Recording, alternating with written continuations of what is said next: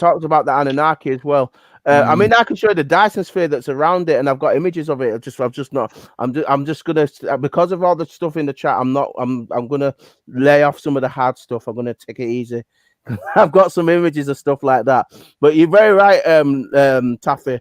It's very true with the beings that are on there. It's part of the these our son's Eden. It's with the dark matter template with Eden. So Eden's got those. It's got the sun gate, and it's also got its sister template, which is the dark matter template, which is the dark sun, and it orbits around that as it's going on its elliptic orbit. So like we have here, we have different people all over the world from different shades. Well, it's the same thing in the universe, as above, so below. So the sun is a bright template, and it has its dark matter. It has its dark matter template. When the Nibiru's with the dark matter template, so what the Anunnaki did when they came here was they mined for the gold here to build the Dyson sphere around the planet, so it can keep the heat in, but because it doesn't have it has magnetic heat rather than having the light heat. That was what we get from Eden, and that's why they've got the Dyson sphere around there. But they live on Nibiru, so I'm very familiar with all that. I've got stuff on it, but I'm not touching. I'm not going in on that tonight. I just said to easy, like it's a bit heavy.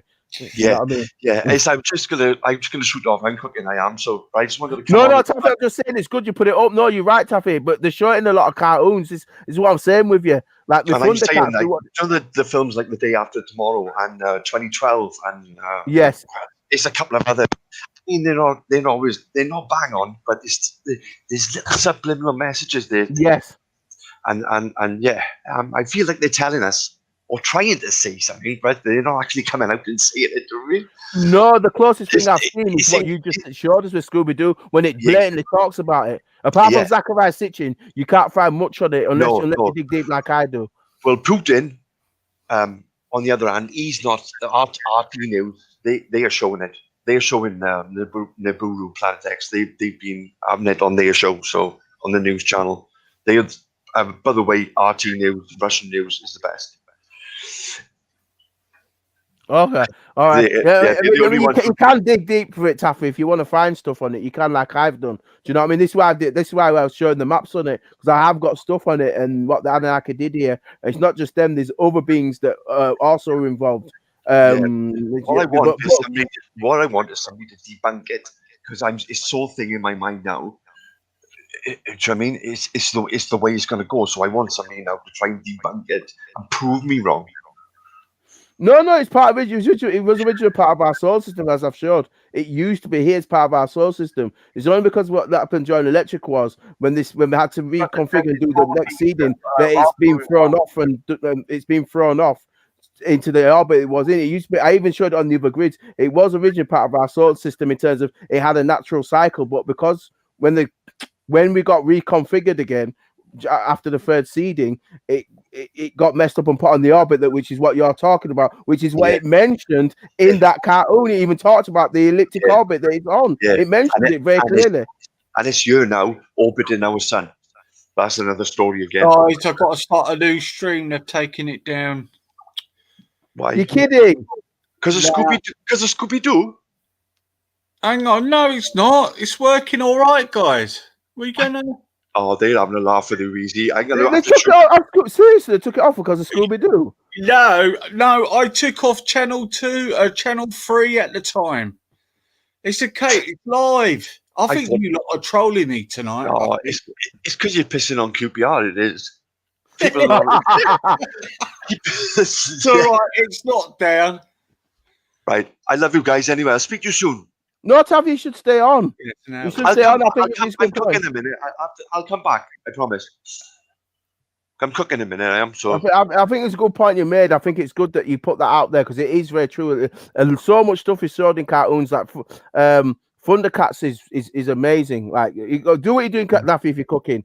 But Thundercats is another one with Lionel, and all them things there with his third eye, sword of moment, sight beyond sight. They're telling you a Mumra, and he's got the two Caduceus on his belly, the two snakes. He's talking about your transformation, transform this decay to Mumra. I'm telling you, fam, it's sick blood. It's sick blood. They've done a lot of episodes on them Thundercats as well, didn't they? Yeah. I remember Snarf and Harmony. Lionel, Snarf. Yeah. Fucking fun. I'm gonna watch a couple of them now while I'm cooking.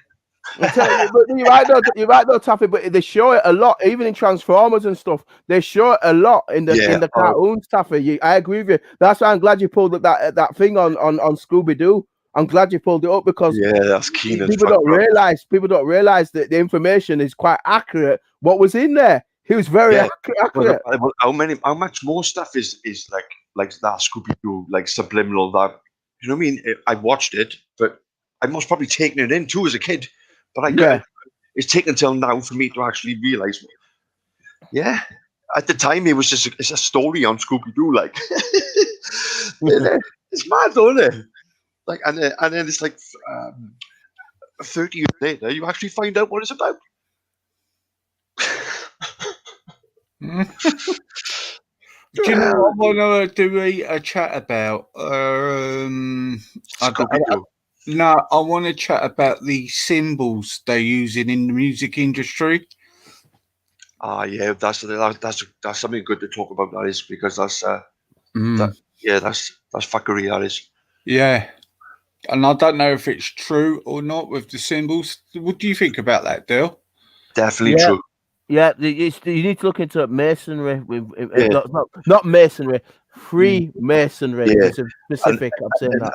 Freemasons, especially in the hip hop world at the moment. 100%. Freemasons will sit or stand, and they'll have one hand in their waistcoat, and that's where you'll know they're a Mason.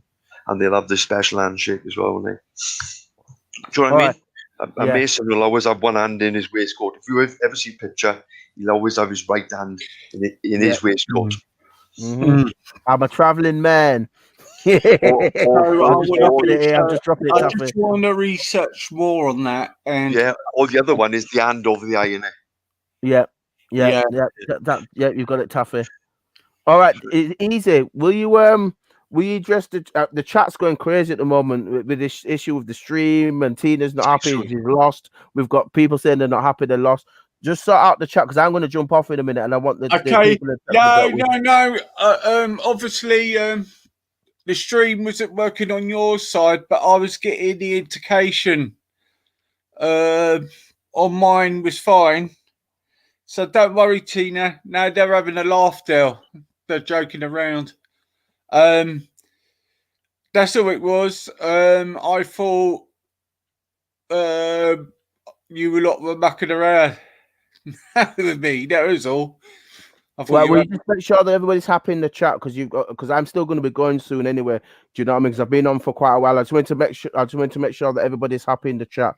Because Dale wants to know are you all happy in the chat? Put your one up if you're happy in the chat.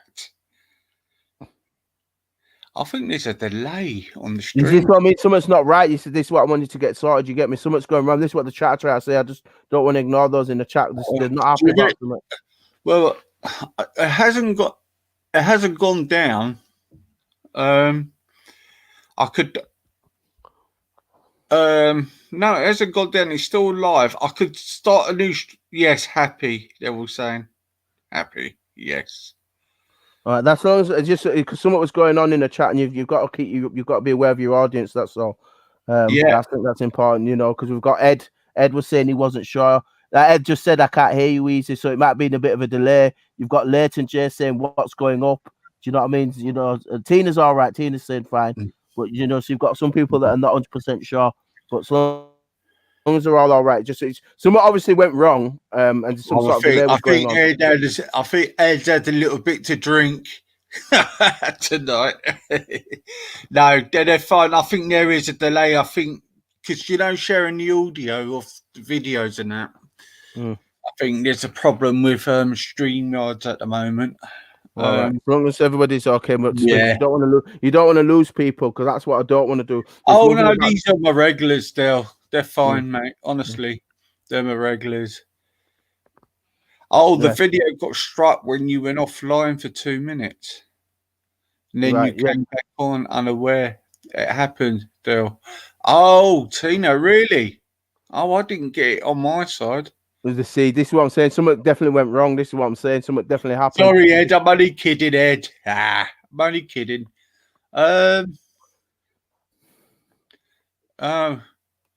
Unless somebody tried to strike it, some victim, people just do it. You get dumb people, don't you? I know you've got idiot people who are stupid, who have been trying to troll you off and do all that kind of stupidness.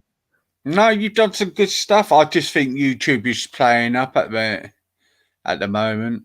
I think, do you know what I mean? It's playing with everybody. Did you see Danny Tomo's been taken down now?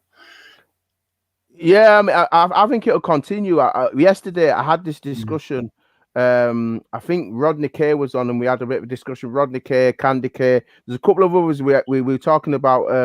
And obviously, you keep having your channel struck. You keep having your channel struck, which is why, although I share stuff, it's important that if I can put links in the chat so people can go and look at something.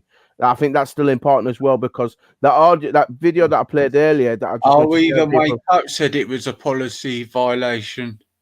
Right. Okay. See. I know what it was. Was it? I know what's happened. This is what they're doing with me.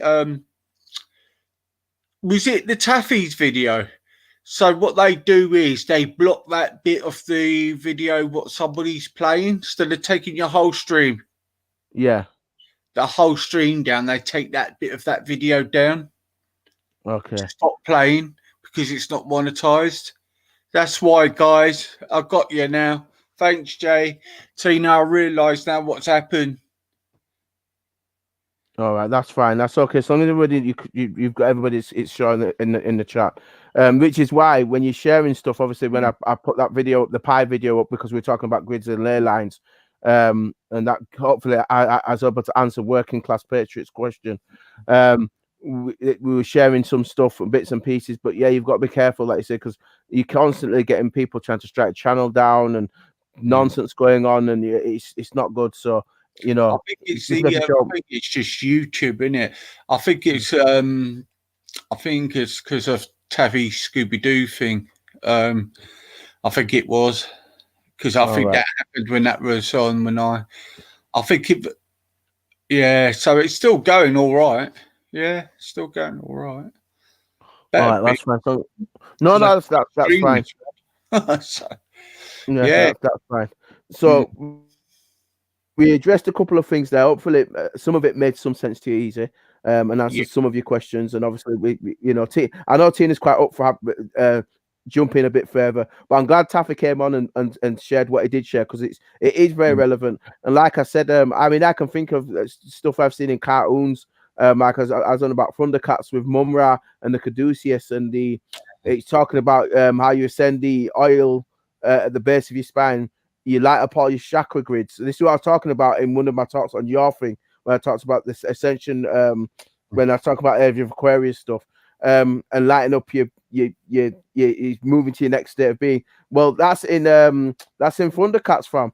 You know what I mean? So you see a lot of the cartoons have got like a lot of this in. A lot of it's in there. Aspects of it are in the cartoons. To show it in there. That's always got on. If you watch films like The Matrix, that's obviously not The Matrix, it's in films. They put a lot of it in films. The Matrix is a brilliant one that talks about the aspect of your body and stuff like that.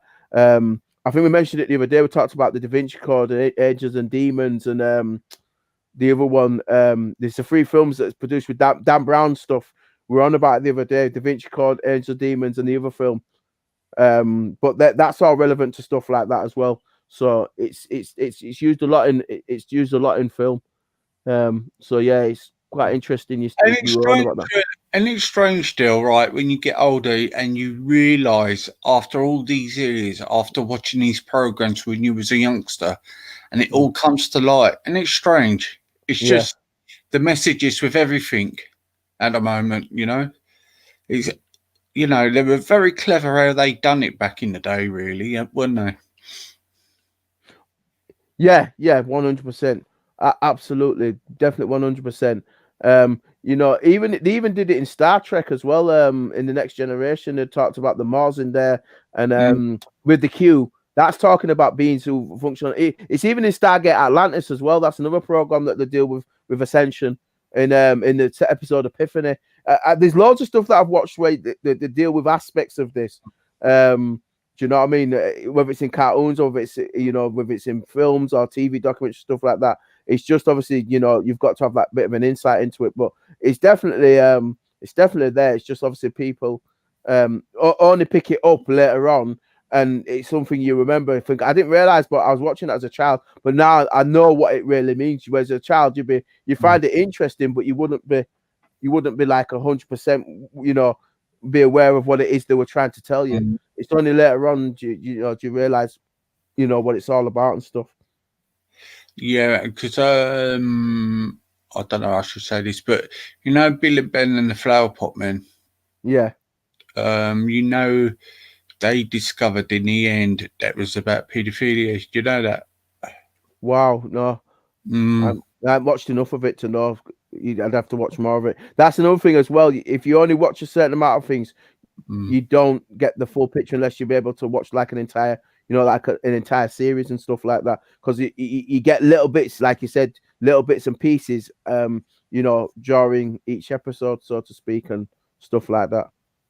So they give you a little bit of a clue here and there. But that's done. That's called subliminal messaging. That's done a lot in music. That's heavily done in music. Where they play under the underlays. They play. If you listen to songs backwards and stuff like that, and the underlays, there's a lot of subliminal messaging in music. There's tons of it in music. It's Archie said The Simpsons too. I haven't really watched The Simpsons, but. Let me show you. Yeah, go on. You do what you're doing now. I'll show you that thing. Even George Floyd was predicted in The Simpsons, and I'll try and find it for you if you give me a minute. Really? Yeah, I'll show you. I had it on Jason's a while ago. I've got it somewhere. Just give me a little find it. Yeah. It's all pre-programming, man.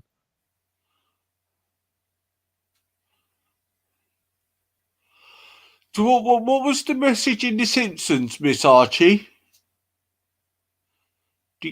Can you tell me?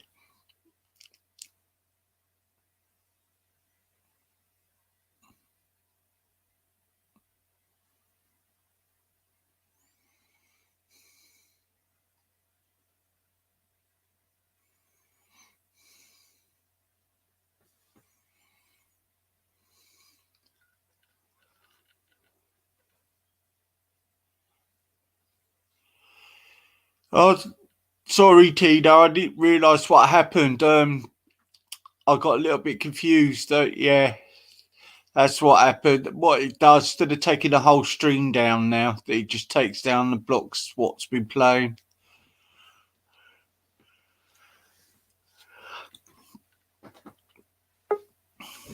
Here he is. Taff, your Scooby-Doo striked me.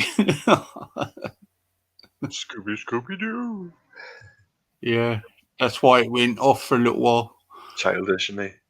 Yeah, it's algorithms and it's the YouTube. It's all fuckery.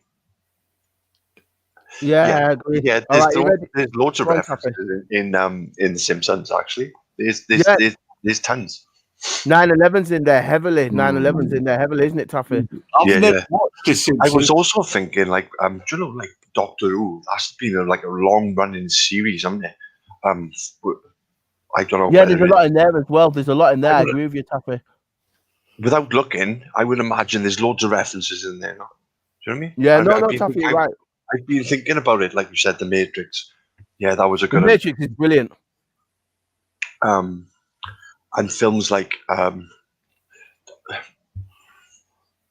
what's that one? Oh my god! By the way, easy. I'm ready when Taffy's finished. Yeah, go on. Yeah, no, you finish first, Taffy. Then I'll go. I'm trying to think of a film, and it's the guy plays Jason Bourne. He's in it. Yeah, Matt Damon. Yeah, and they can sort of like, I can't think of the film. Do you reckon these actors know they're doing all of this while they're doing Some it? do. Now, look at Nicolas Cage with The Knowing. The Knowing is a wicked. That's another film as well. It's good. Watch The Knowing. That's about pneumology. That's a wicked film. I like that film. He's a high level degree for Mason. Is Nicolas Cage. Yeah, man. Yeah, it's a lot. It depends how high up they are in the game. To be honest with you, Taffy. I mean, easy. Sorry. Yeah. Yeah. The stages of the masonry in it. Yeah, Because yeah. they say in that Hollywood they got that ritual thing, haven't they? They got Yeah. Hey, by the time they get to the top, then they realize who they are actually serving. Yep. Do you know what I mean? Yep. And up until all through the stages, it's a gradual process till you find out the main man you were serving, and then a good man. Let's just say it's the worst of the worst.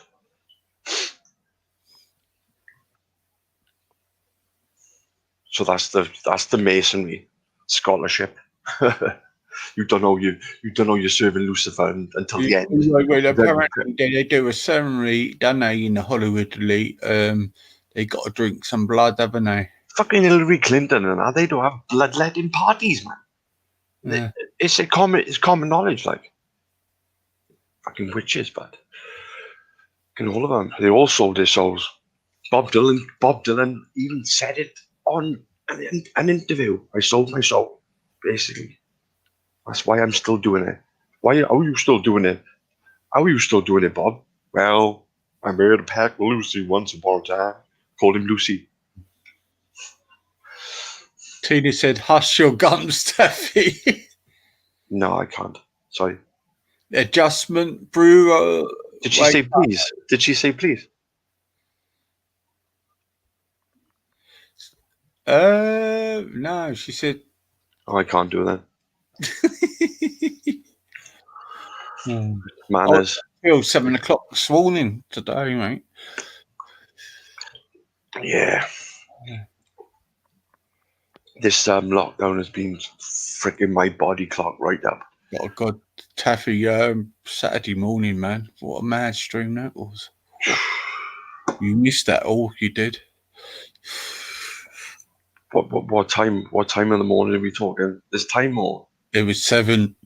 Because Raj went on about 3 in the morning, didn't he? About 2 in the morning he went on. Manny Cinder had a bit to drink. And then I streamed after thing, but that was just a mad night. I was here, wasn't I? Oh, Dale was here, poor Dale. I was all right. I was talking to Jubes at one point. It was going quite well, and then it all went a bit. Is there something you want to say, I was Dale? all right. Yeah, I'm ready. I've been ready, just waiting for you to finish. I mean, there's no rush. It was about what Taffy was on about and what we were on about. So yeah, if you're ready to. Sorry, no, there's no rush. There's no rush. I'm ready. You know me. If I'm ready, I said I'm ready. Yeah. It was on about subliminal messaging. So let's do the subliminal thing. You get me? A shared audio. So let me hope this thing work up first time, man. Just gotta say, Dal, this stuff is so interesting. Big up for funding out there, bro. Because nobody else. No, it's not copyright thing. No, man, it's cool. Nobody else is doing it, bro. So pick up, man. It's been on the last couple of days, mate. What it is the corona thing I told you wasn't gonna work. It can't work that. We already smashed it. And then in smashing that, you also smashed the WHO, the CDC, the United Nations, right? Smashed all of them people.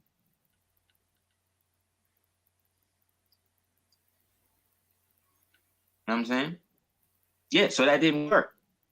So when that didn't work, what did they say? Okay, let's bring in the murder hornets. Remember them? What happened to the murder hornets? What happened to them? Where they at? So that didn't work. So what do they got to do? They got to resort back to what? One thing that's keeping this society where it's at. You understand? Police brutality is the linchpin of white supremacy. That's the last stage of white control. If they lose the police, if they lose the ability to kill and murder innocent people or so-called minorities, you understand? Through the police, they lose all control in the states. You understand? all police, black or so-called white, are the problem. They're the problem. They're out there killing, maiming people every day. Right? This was back in 1990. Can you see? Look. Oh, You that see? was that thingy bob, wasn't it? That guy. Yeah. You can, What was Yeah, his so name? Yeah. Rodney King, but That's it, look. Rodney King.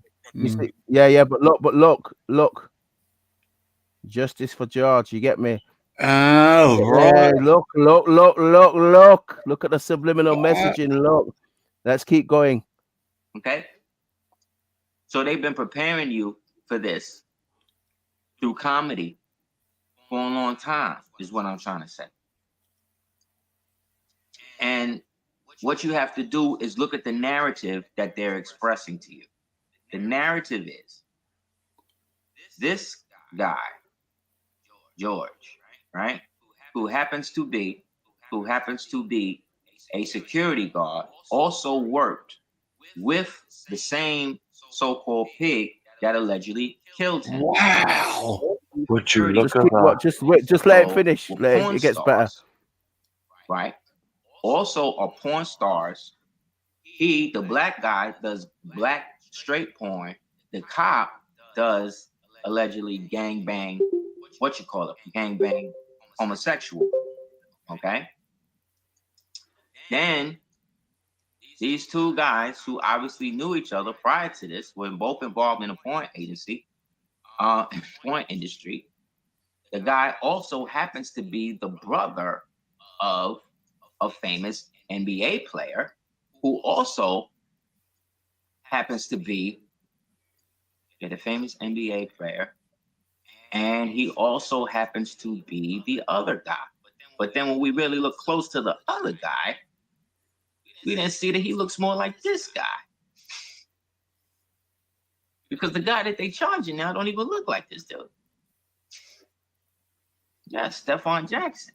Right.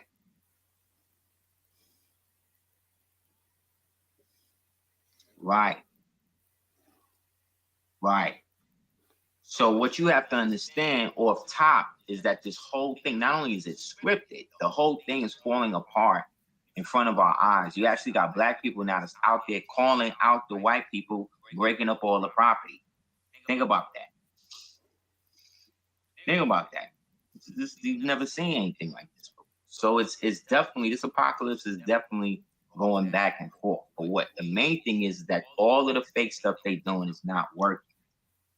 Because like I said, the narrative is so crazy now that you can't even really divine what's what with it. You dig? What you do know is that you have adjutant organizations funded by a known international terrorist doing Soros. sorties out on the American populace, running straight psychological drills on them. Right? Then the day of the killing, the dude, wife, is the one that outs him via Twitter.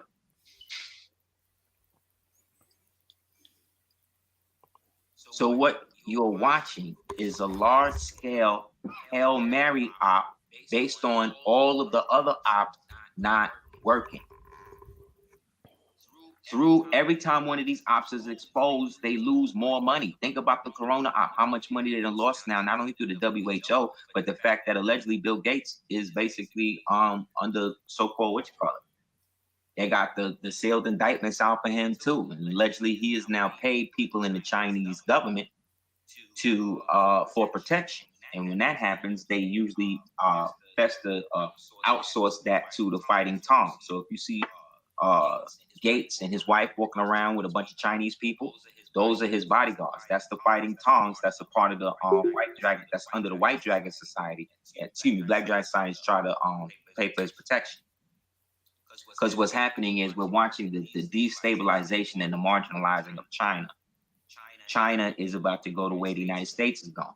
So that's why they're trying to go into Hong Kong, mess that up. Trying to go into Africa, mess that up, but it ain't working.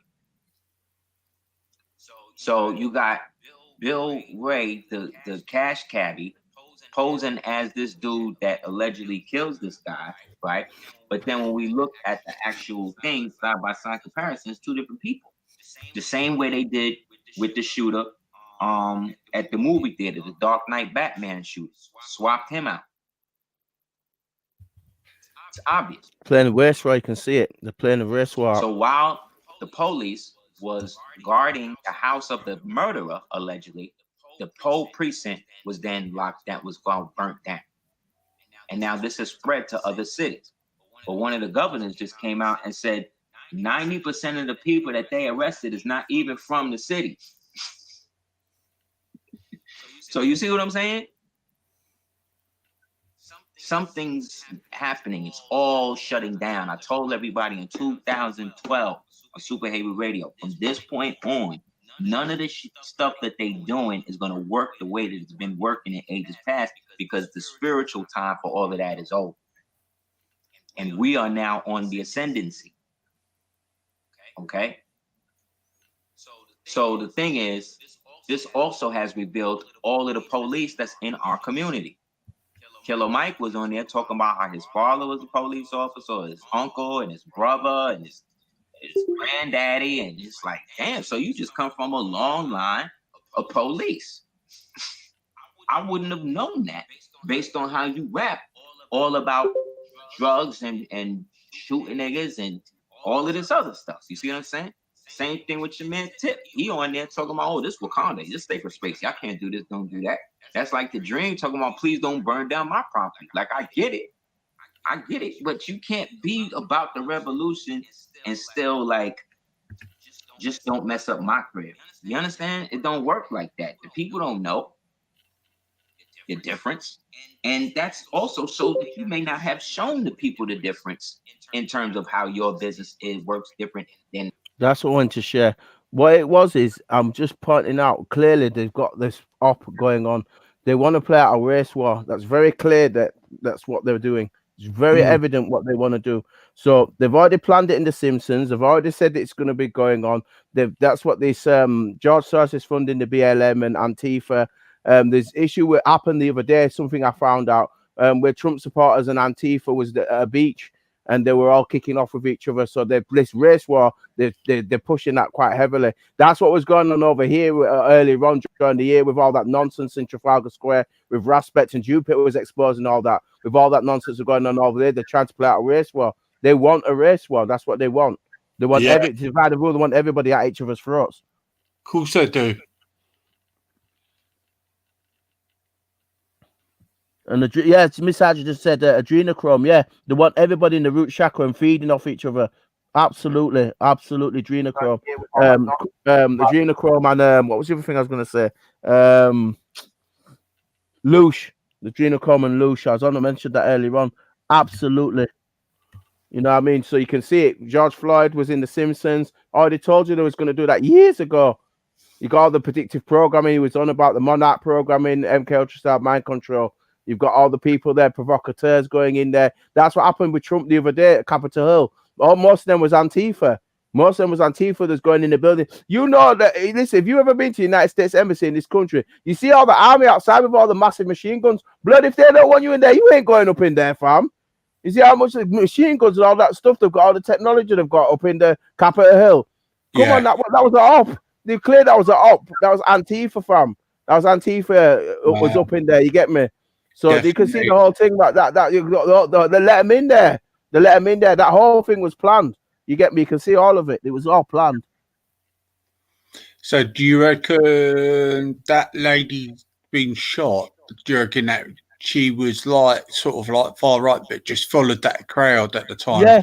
But there's agent provocateurs. That's what that guy was just saying. Agent provocateurs. You got the agent provocateurs that lead them up there, and then they all take the bait. That whole thing was planned. Just as Ed Kilburn just said, Raspet is well dodgy. Yeah, Jupiter found that video on him. You could see you got the agent provocateur leading him around, and he had all the information on him.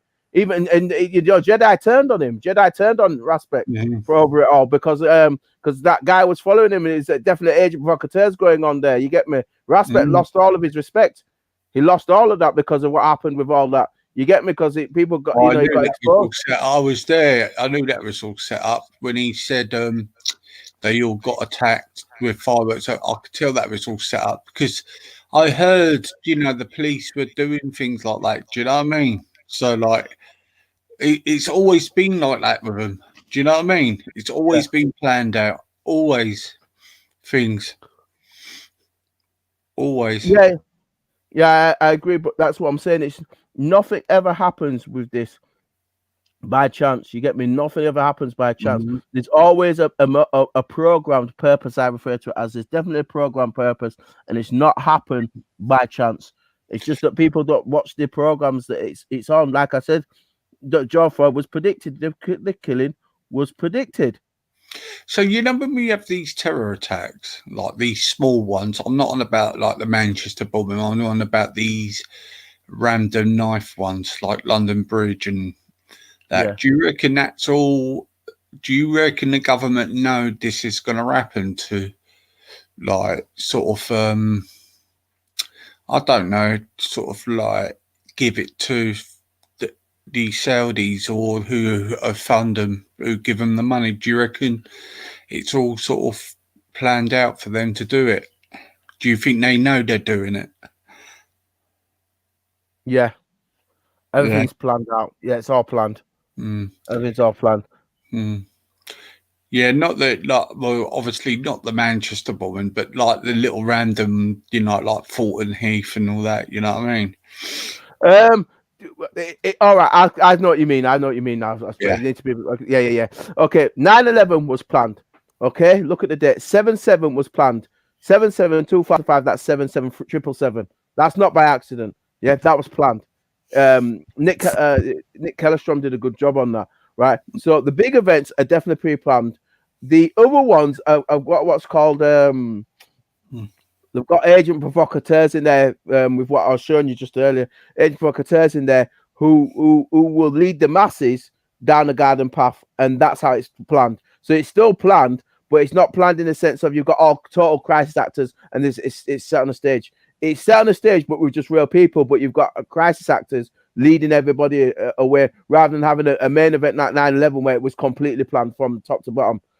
That's the difference. You've got what is this? There's planning in all of them. It's just what sort of level of planning goes into it.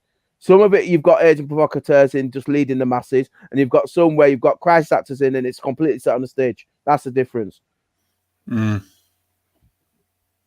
Wow.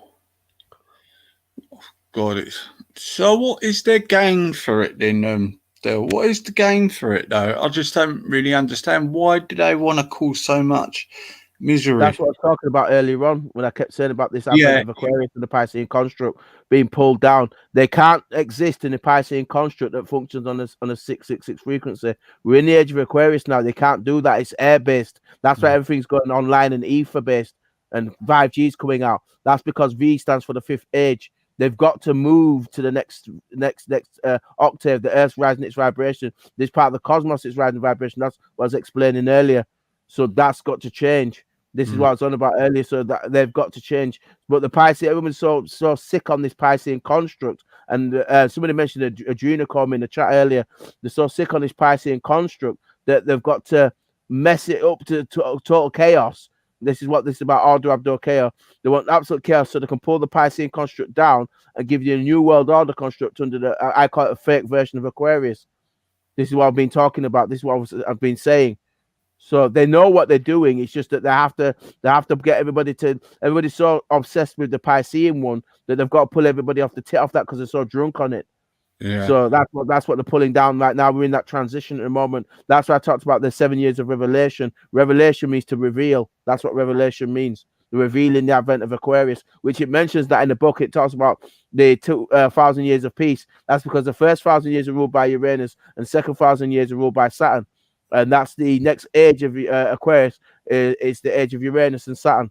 They're the ruling planets, whereas the last age, the Piscean construct, which runs on war, that's everything runs on maritime law. The Piscean construct is the fish, which is why the Pope wears the fish hat, the mitre, because it represents Pisces. And that's why the throne sits on the throne of Peter, because it's Jupiter, and Jupiter ruled the age of Pisces. They know everything's cosmological in its origin. They know what they're doing. It's just the masses are not taught properly. That's what I was explaining earlier. God, it's all crazy and it's scary, really, isn't it? Do you know what I mean? It is what it is. I'm not fear. You can't be fearful. There's no point being full of fear. That's what they're trying to promote. It's fear, fear, fear, fear. To lock you down in that low consciousness so people can be fed off like adrenochrome. Somebody mentioned in the chat. Miss Archer mentioned in the chat earlier. That's how we've been fed off. That's what those grids I was showing you earlier on with the grids. That's how people have been fed off because they're in the root chakra, being full of fear, and they're feeding that energy out to the atmosphere. That's going into the Earth's grids, and that's what people are feeding off the adrenochrome. That's what's going on. You see, so that's what they want everybody in fear. So the biggest thing you can do is lose the fear. Whatever's going to happen, they're going to do anyway. But you've got to realize, if you look into what's a book called The Kabbalion, a law of correspondence, law of cause and effect. Every time they do something wrong, it comes back on them. The issue is, the trick is, this is where agent provocateurs get involved, which is what we've just been on about with these black ops they're doing, and FFs, as I refer to them as. Is when you get people who are sleeping to go and root their own karmic debt back on their own soul, and that's what a provocateur is. When they go into these incidents, they set everybody else off to go and harm everybody, each other, divide and rule, and then they get you to beat yourself up, and that's the trick that they've got on the masses. That's why they want everybody in low consciousness. Where you go now and harm somebody else, and that same karmic debt comes back in you because of what they're programming you with, but they're not doing it themselves. See, so that's how they subvert the karmic debt back onto you and get you to consent to everything and all this nonsense. It's a battle of consciousness. I keep telling everybody that. Yeah. Christ. It's mad. It's mad, isn't it? Yeah, Miss Archer said the universe holds the power. Yeah, exactly. It's all universal. So I was talking about the matrices. We're going back to a natural matrices. That the false matrices have been moved off. I'm not getting into that because I'll be talking about what's going on off world and stuff like that. It's too deep for that kind of conversation. We've been on for like nearly 3 hours. I'll leave that. But what I am going to say is that, like, and I agree with Miss Archer. The universe is within us, and we're within the universe, as above, so below. We're part of the all. This is the thing about divide and rule that the Jesuits, the Menes here, want. They want us all to be. This is what the race war is about. We've just been talking about. This is what the race war is about. I've just been showing about on that thing. They want divide and rule. They want white versus black, brown versus yellow. They want all this fucking color bullshit going. It's the first time I swore. This color nonsense going on. That's what they want. They want a divide and rule between the races. That's what they're playing out right now. That's what George Floyd was all about. That's why it was in predictive programming, The Simpsons. That's what that's all about. They want provocateurs going in and getting everybody to divide and rule each other. They want black versus white, and we're not even black or white either. That's a whole load of nonsense. Me and Jupiter dealt with that on the show we did. All the humanity has been completed, no matter what so-called. You're not a color anyway, because you can't be an adjective which is describing word. It's describing the thing, but it's not the thing itself. Every part of humanity across the board, no matter what background you're from, it's being exploited right now. You've all got birth certificates. No matter what color you are, you're still a slave to the Sesticus trust system under the Bank of International Settlements, which is owned by the Jesuits and the Menes Khazarian Bankster cult. No matter where you are on the planet, you've got an issue. You get what I'm saying to you? So it's not about color, but they get us caught in all this kind of nonsense when the real thing is dealing with the real stuff that we've been talking about earlier on. This is why that guy was talking about the flags and stuff like that. The main thing is the battle of consciousness and people taking responsibility for themselves and not getting caught up in all this trauma-based MK Ultra style programming, which is what that was showing you earlier with the agent provocateurs and the policeman sat on George Floyd and Justice for George, because they were telling everybody what they were going to do. The whole thing has been programmed. What year was that Simpson thing done? 1990 something. 99. He mentioned it. 1999 or something like that. It's years ago. It's predictive programming. That's why I keep talking about MK Ultra. You need to look into MK Ultra and Monarch programming, because that's what they're doing with us using this religious crap back in, even with the back ages ago, like with the Catholics and the Protestants. And but that's part of the same clique. That's what I'm saying to you. Yeah. Oh God, it all makes sense now. Christ. Yeah, it's not by chance. I've done all the religious stuff. I did a talk on that stuff at the Age of Revelation, explaining the scriptures from a cosmological standpoint. I did a talk on Jupiter's. I've done one on Jupiter's. Dell Speaks. If you go on Jupiter's channel, Jupiter Affiliate, there's a talk called Dell Speaks about the Age of Aquarius. Go on that talk of Jupiter's. I'm talking about it on there. That's what I'm saying. I've been talking about this stuff for yonks. been going on. They all know what they want to do, and if people get caught up in the illusion, they're going to get messed up. They've got to take responsibility for themselves and not get caught up, because they want everybody under this divide and rule. They want everybody under this divide and rule. That's what they want. They know exactly what they're doing. Those at the top do. It's only the masses at the bottom that can't see it. Mad. Crazy. It's just weird. It's just all falling into place, that. Yep, exactly. That's why I'm glad Taffy was on. He came back on. I wish he'd have just stayed with us.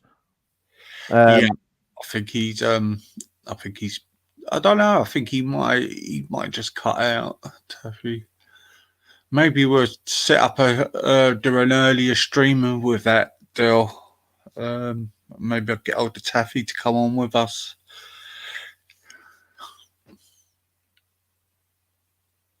Yeah, nothing happens by chance in this world. There's nothing that happens by chance in this world. No, it's all. Mind you, my late mother used to say, "Your life's planned out for you."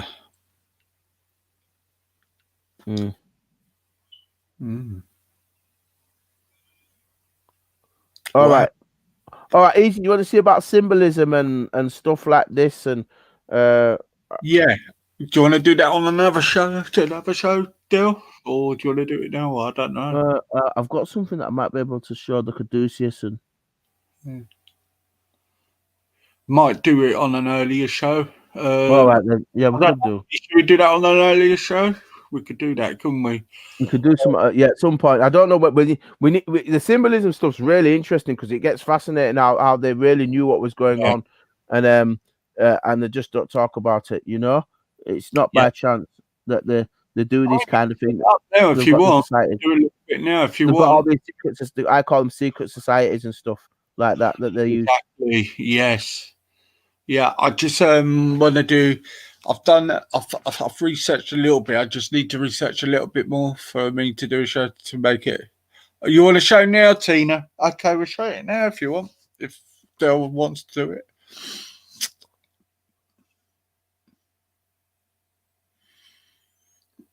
We'll show it now because it's a lot to cover on it anyway. So yeah, there's so much stuff that's going on. I'll just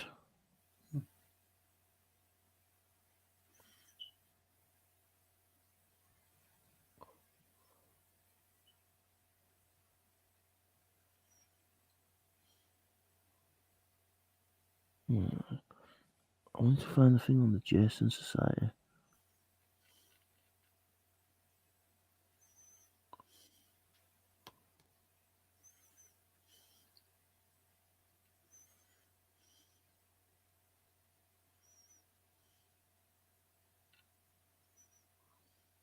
No, I might have to because there's so much stuff I've got. We'll have to do it more in depth. I'm gonna have to pull something aside for it rather than do it now, just because it means I'm gonna have to. That's all right, Dale. Yeah, I'll set up. When would you like to do it, Dale? Do you want to do it tomorrow, or today, or later on today, or are you gonna be busy? I've got quite a bit on this week. This is what I've got quite a bit on this week. This is where the issue is. I just wonder if I can find something. You've got to wake up and all that, haven't you? Yeah, I've got some stuff I've got to be doing. I wanted to find something that I could just share briefly, where it talks about the Baphomet and stuff. I had something up a minute ago. I'll just find, even if it's just this, where it shows about the Baphomet and stuff like that. But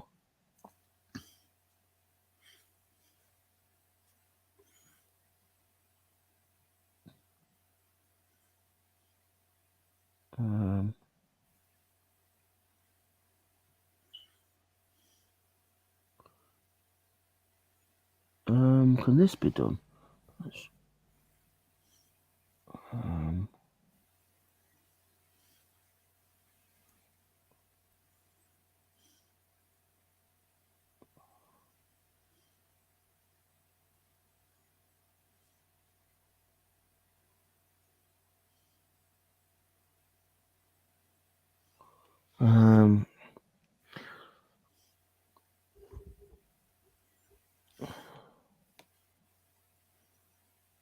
Let me see if I can just find this.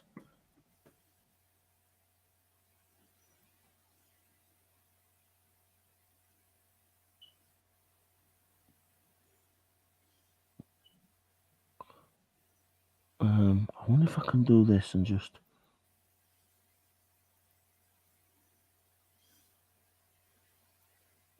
Because it might be worth putting on.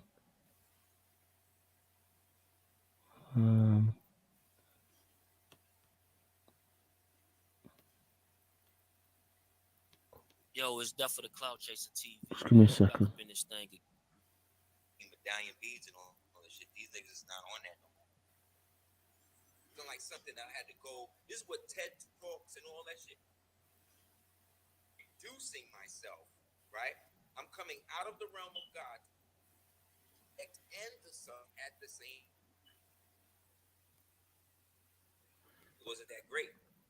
He see these niggas manifest themselves. That's right. So we, You know, you got these different things that's popping up like Afrocentric.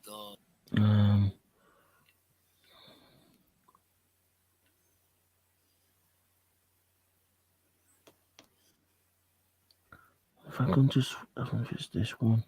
sometimes with this knowledge, Let me just.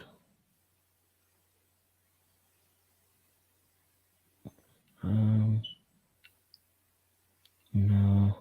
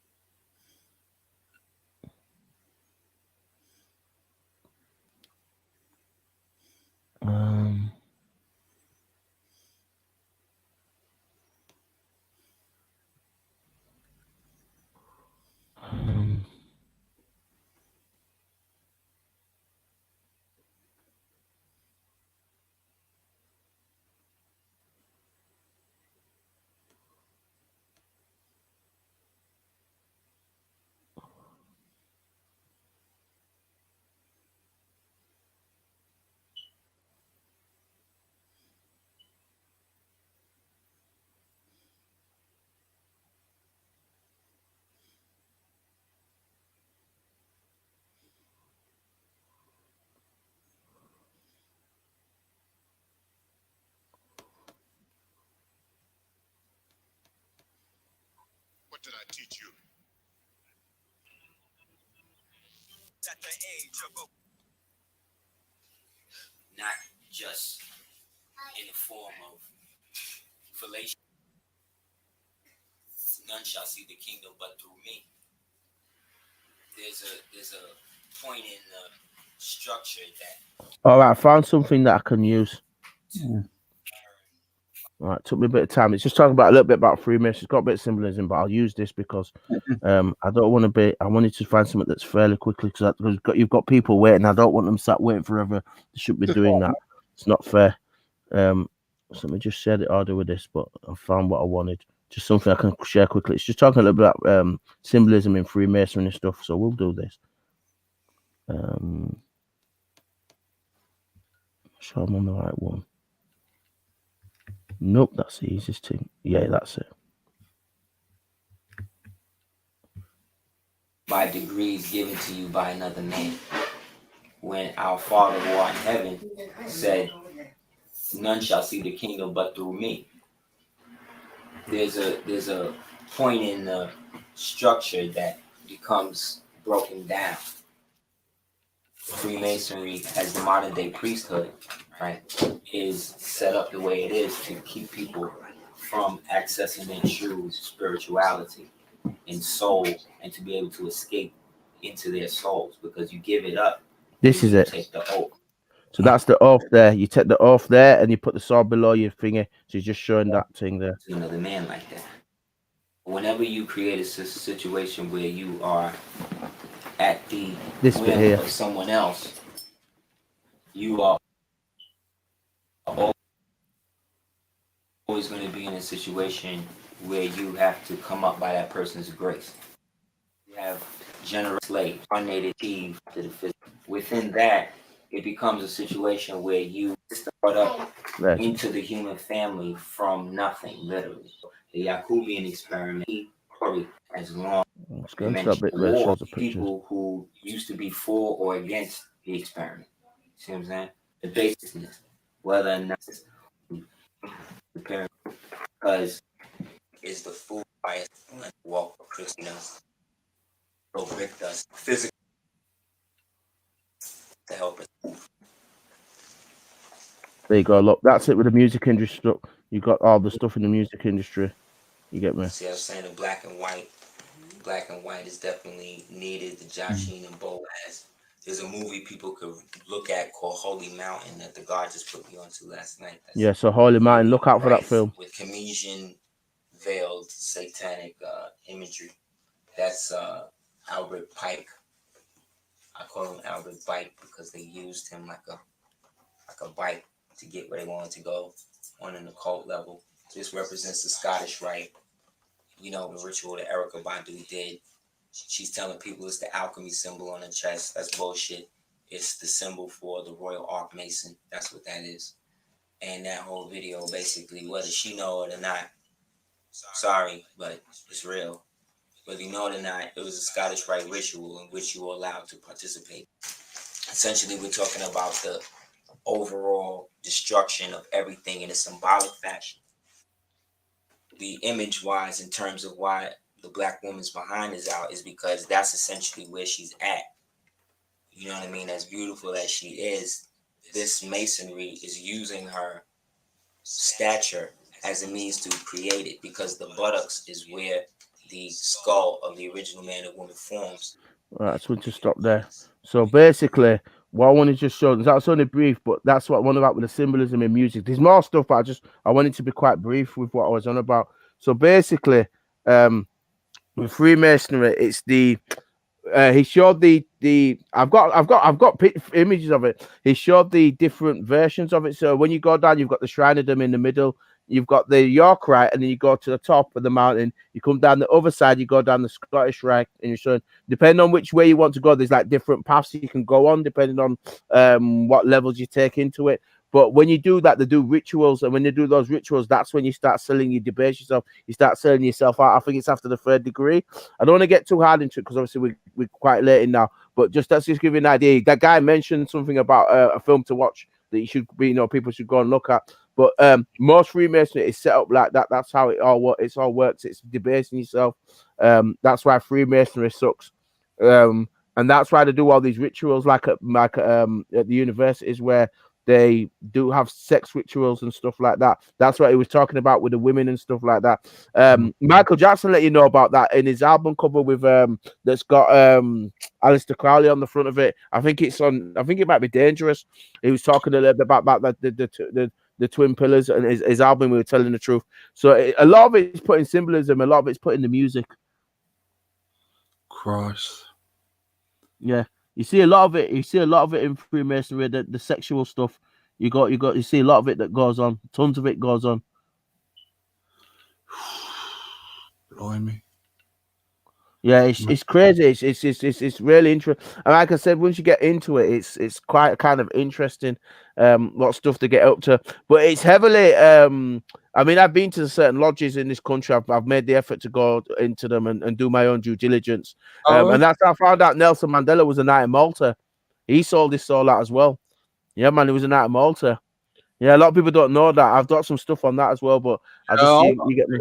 I always thought that. Well, yeah, he sold out, man. Yeah. A lot of them do. Tony Blair's a knight in Malta. They reckon Luther King did as well. Yeah, he did. He went out of Malta. I've got the things on him. He went out of Malta as well. Wow. Yeah. They all get involved in it, man. Shit. Yeah. That's crazy. Yeah, they were saying about Martin Luther King was God, there's some stories have actually come out. Yeah. Christ. Yeah, it's fascinating. America, a lot of it as well, doesn't it? To be honest with you, the original lodges or the longhouses were actually over here. Yeah, a lot of it started over here, believe it or not. It's just that people don't study and don't realize what's been going on. Like I say, you could be here for a long time explaining some of this stuff, but it's fascinating. It really is. I have to admit, it's fascinating.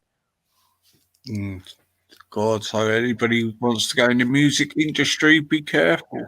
Oh yeah, you have to sell your soul out, man, to get into that thing. When you sign all those recording contracts, man, it's hard. It's hard. Not make no joke about it. Yeah, yeah, because they said a lot of that went through in Motown Records. You know, a lot of that. Yeah, a lot of stuff's gone in. All the record labels are all like they run like banks. They're all similar, to be honest with you. Wow. Well, Del, thanks a lot, mate. That's great It's information. fascinating. It is. It's fascinating. There's just so much. There's just so much that goes on. It's crazy, man. Yeah, That's how to say. It's absolutely crazy. yeah. We really enjoy when you come on. Yeah, but go in depth of it when it's a bit earlier, isn't it, mate? 'Cause it's God. There's so much to talk about, though. I must admit. Yeah. I'd rather do it with you, you know, and not do it by myself, you know. I'd rather do it with you. Yeah, we're at a fascinating standpoint where a lot of this stuff is coming to pass. You get me? Where we're seeing a lot of these things that goes on, and we're And fortunate. worse, and it's going to get worse. It just shows you with that program Cootie on the Netflix, wasn't it? Yeah. Even look at what's that one with the woman in it? Recently they came out with the woman in.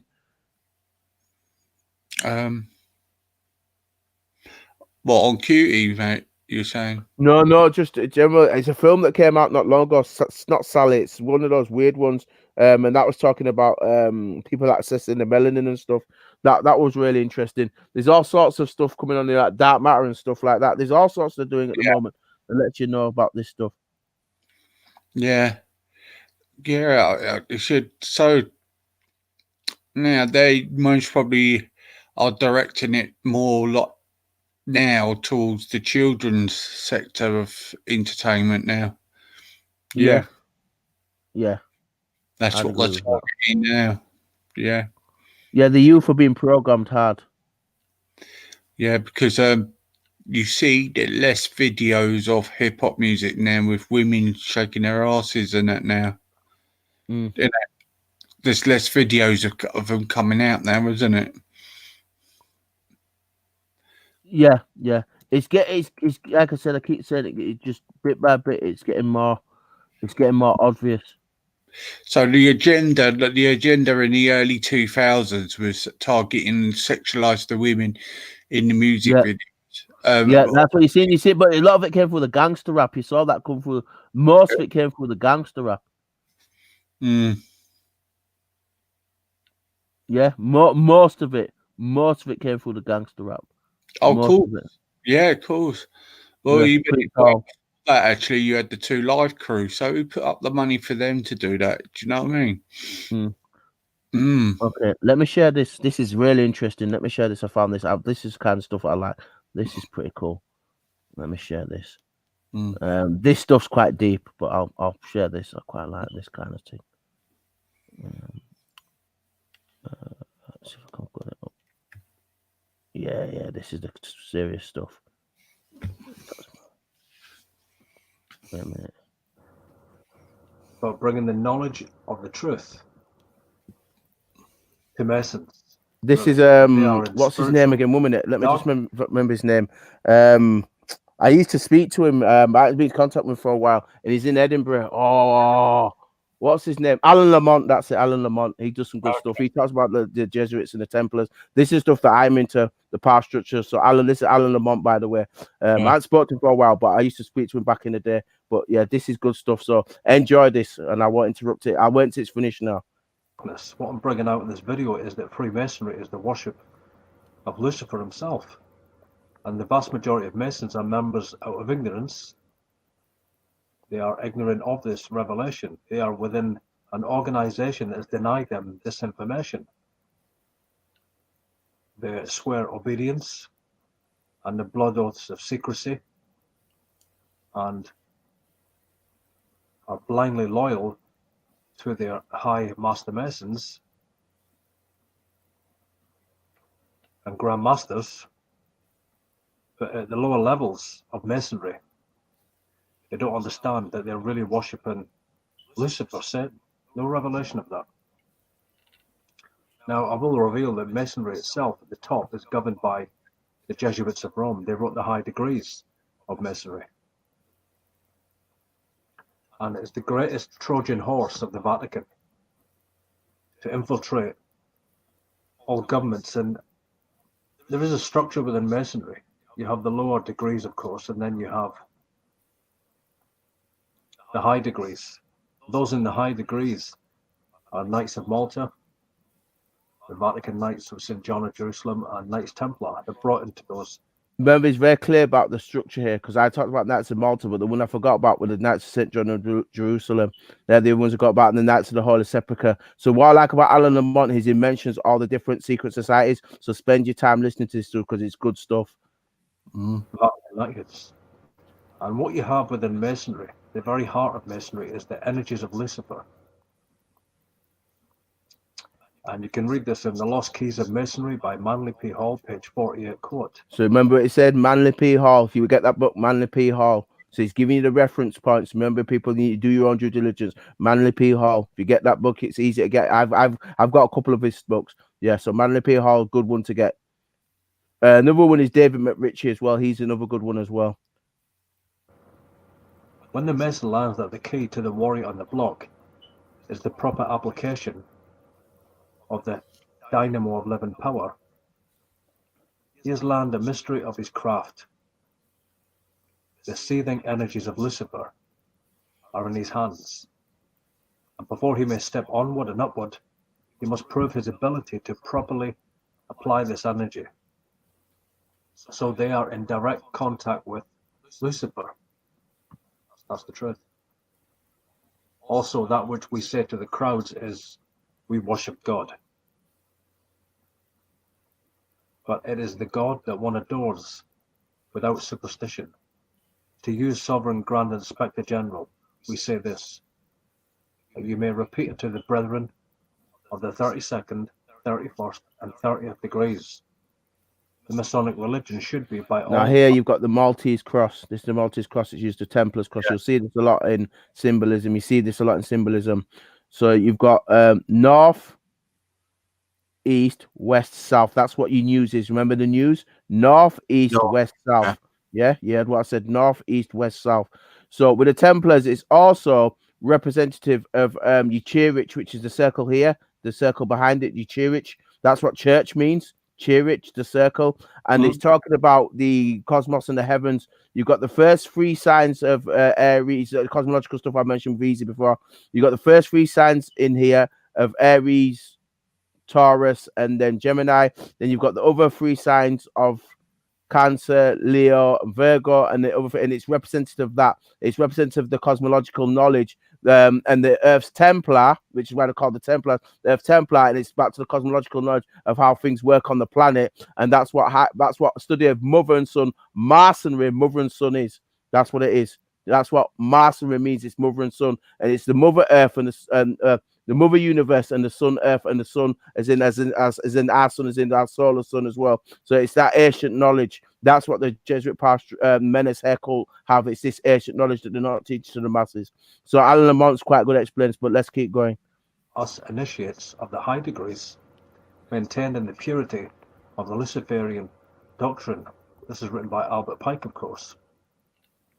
So we see at the top of Masonry is the Luciferian doctrine. Of course, the Jesuits of Rome, they brought the Luciferian doctrine into Masonry, but of course they cover it with Egyptian and Babylonian symbols to deceive the uninitiated. We couldn't continue this quotation from Albert Pike. Quote, if Lucifer were not God, would Adonai, the God of the Christians, whose deeds prove his cruelty and hatred of man, barbarism and repulsion for science, would Adonai and his priests calumniate him? Yes, Lucifer is God. And unfortunately, Adonai is also God. But the eternal law is that there is no light without shade. There is no beauty without ugliness, no white without black. For the absolute can only exist as two gods. Now, this is what I want to show Darkness you. being So listed. here, This is the arch. So the York Rite comes up one arch, and you've got the Scottish Rite going down the other arch and up one arch. And then underneath here is where the Shrinerdom is, where the Shriners are. The Jesuits get all the 33, the full degrees of knowledge and of all the paths. But if you take Freemasonry yourself, you can either go only the York Rite, or you can go the Scottish Rite, or you can only go the Shrinerdom. It's only the top Cabal cultists that learn all sets of all three of it that know the real truth. Most people have to go either the Scottish Rite or the York Rite, or they only go to the Shrinerdom, which is underneath here. But this is what it's talking about. So you've got your top masters here as well, and then you go underneath where the Shrinerdom is. So this is what he's on about with the Templar stuff. So they all know about all this, but the masses are not taught. But yeah, let's get into more symbolism. Necessary for light to serve as its foil, as the pedestal is necessary to the statue and the brake to the locomotive. Thus the doctrine of Satanism is heresy, and the true and pure philosophical religion is the belief in Lucifer, the equal of Adonai, God. But Lucifer, God of light and God of good, is struggling for humanity against Adonai, the God of darkness and evil. You can read this in the instructions to the 23rd Supreme Councils of the World by Albert Pike, Grand Commander, Sovereign Pontiff of Universal Freemasonry. Sovereign Pontiff of Universal Freemasonry really means that he is an agent of the Pope. July the 1st, 1889. And you can read that on page 588. Remember, he's giving you reference points. He's giving you reference points. This is why I like Alan Lamont. He's giving you reference points to do your own due diligence. Revealing here at the high levels is that they are worshipping Lucifer. They don't believe it's Satan. They don't believe it's evil. They believe that he is good and that he is God himself. He's the God of light, God of illumination. And that God, or Jehovah, the true God of the Bible, is a God of darkness and destruction and suffering and so on. Also, within the ceremonies of the ritual of the Royal Art Degree, the candidate is asked, "Brother, Inspector, what are you?" And he replies, quote, "I am that I am." That's complete blasphemy, you know. They're proclaiming that they are God. They're all gods. They attain to the level of godhood. Now, when Moses was asked to name himself, God said to him, "I am that I am." Moses asked God to name himself, and God said, "I am that I am." And he said, "Thou shalt say unto the children of Israel, I am has sent me unto you." So they really deify man in the place of God. Also, I want to talk about blood oaths, which are obviously not of God, not of Christ, but through the initiation rituals of the Blue Lodges and through all the 33rd degrees of Freemasonry, the candidates are sworn to secrecy by blood oaths. These oaths are identical to the Jesuit oath, the oath of... I might read that at some point, but not today. That Jesuit oath's really interesting because if you've ever read it, it's very, very clear. But I'm glad Alan Mont's mentioned it. I do have that, but I might not read it today. I'm just not in that mindset. But you can see here, you've got the York Rite here. You've got the York Rite there. It's mentioned the York Rite, and then obviously the Scottish Rite will be on the other side, and then the Shroud of Moon underneath. But the thing about the blood oaths is that that's why you get these people doing this nonsense on third dimensional Earth that you're seeing at the top when they do these rituals, because once they get out, once they get into that society, they can't leave. That's why they get taken out. This is why you see music stars dying the same way like Brittany Murphy or Whitney Houston. They all die in the bath and stuff like that. That's a ritual because they can't get out once they get so far in, you see. That's why they all die in the same, even like Kurt Cobain and Jimi Hendrix, they all died at a certain age at 27. And that means death in terms of numerology. They didn't die by chance, they all die by so-called suicide. Same with Heath Ledger.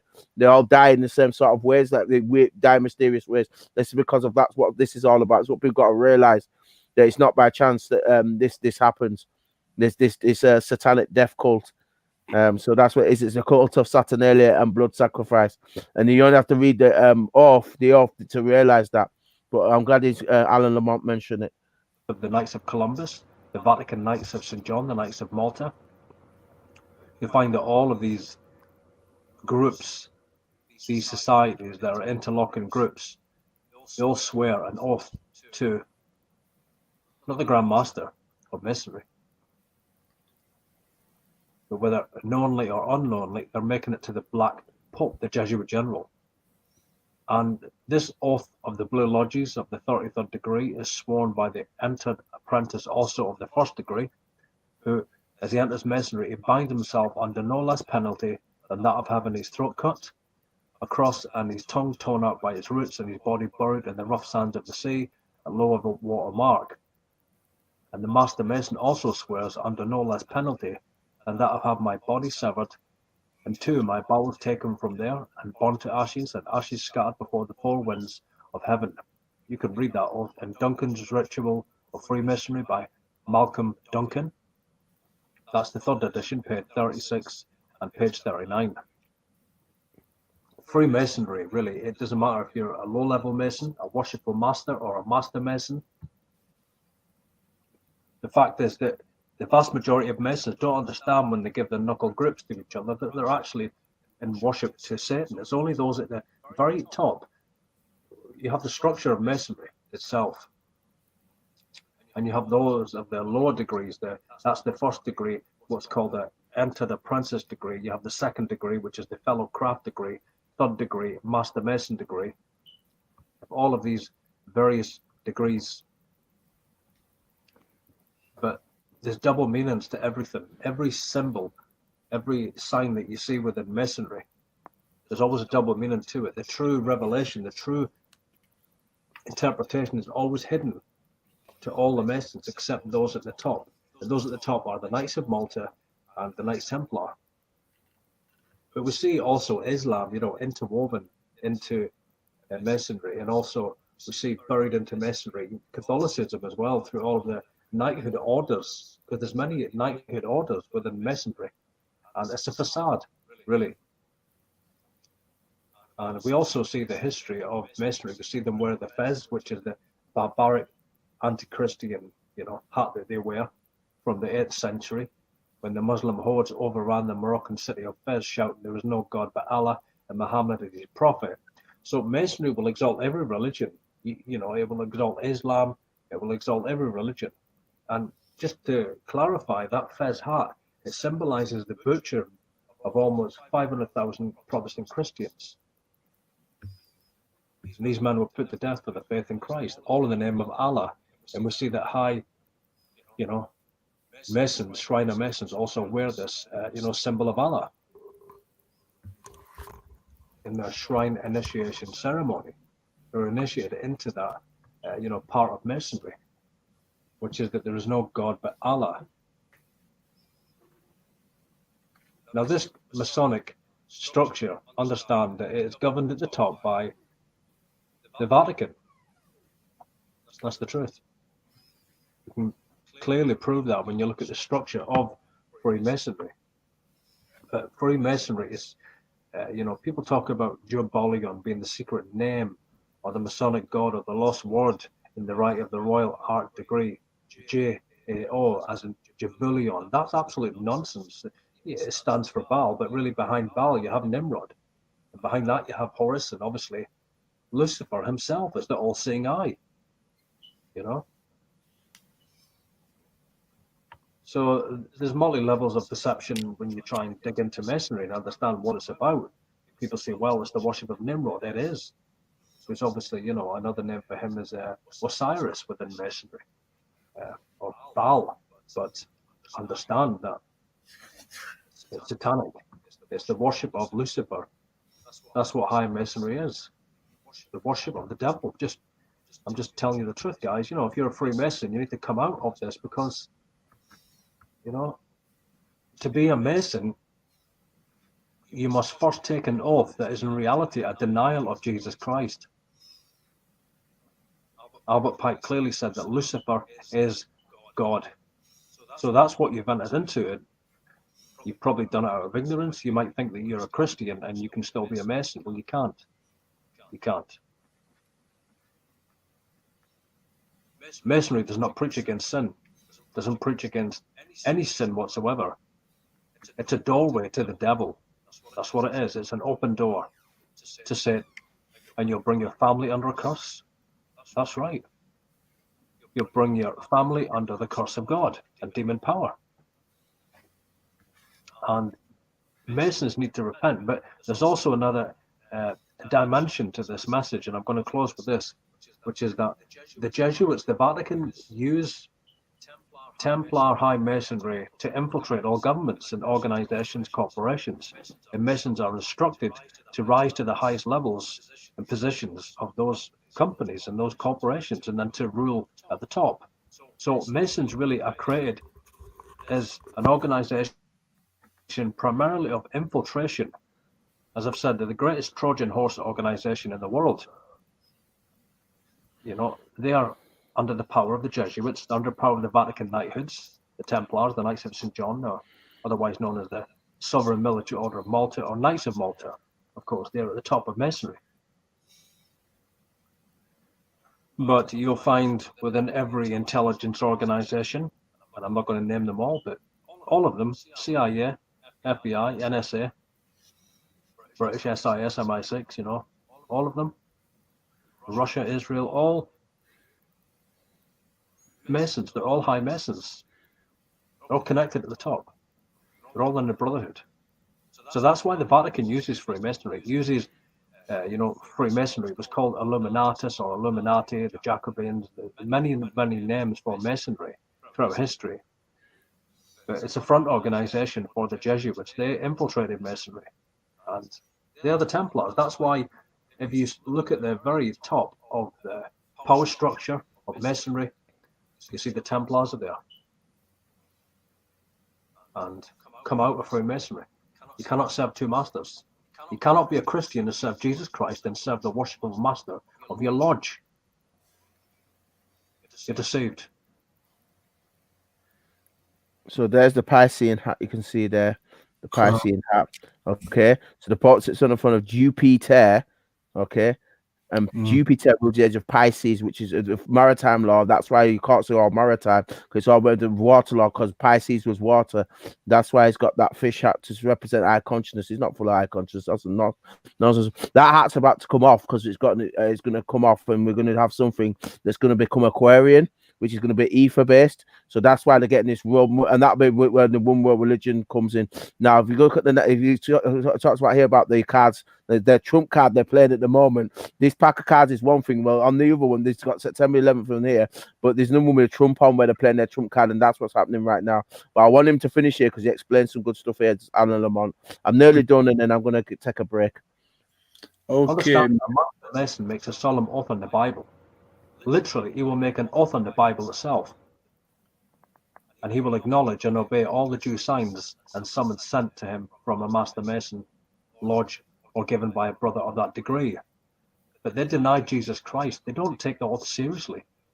When they swear an oath on the Bible, they hate the Word of God. The Word of God condemns sin. It condemns people. And it condemns them that they are under the wrath of God. They're on the way to judgment. You don't hear that gospel preached in Masonry. You don't hear that, really. And also, it will be a real sinister operation of Masonry to govern the third rebuilt Hebrew temple. It will be a Masonic temple. Also understand that all the politicians at the top, they're high Masons. Even the popes are. They all give knuckle grips to each other. They're all in the Brotherhood. They're all in the square. All of them. It's a worldwide structure. I'm going to bring a lot more videos to go deeper into the New World Order conspiracy, but this video has been covering Masonry. And find a conclusion: if you are a Freemason, you can't be a Christian. You can't be. You can't, because Freemasonry at the top is the worship of Lucifer. You make a choice. You're going to serve the devil, or you're going to serve Jesus Christ and come out of Masonry.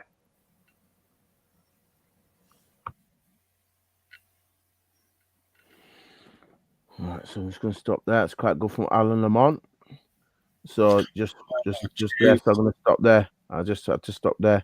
All right, so there you go. So that's some other stuff I've been on. So again, there's all sorts I've got loads of different stuff. I actually spent some good time with Alan Lamont a couple of years ago, and I'm not religious, but he knows his stuff. I agree with him on a lot of this stuff.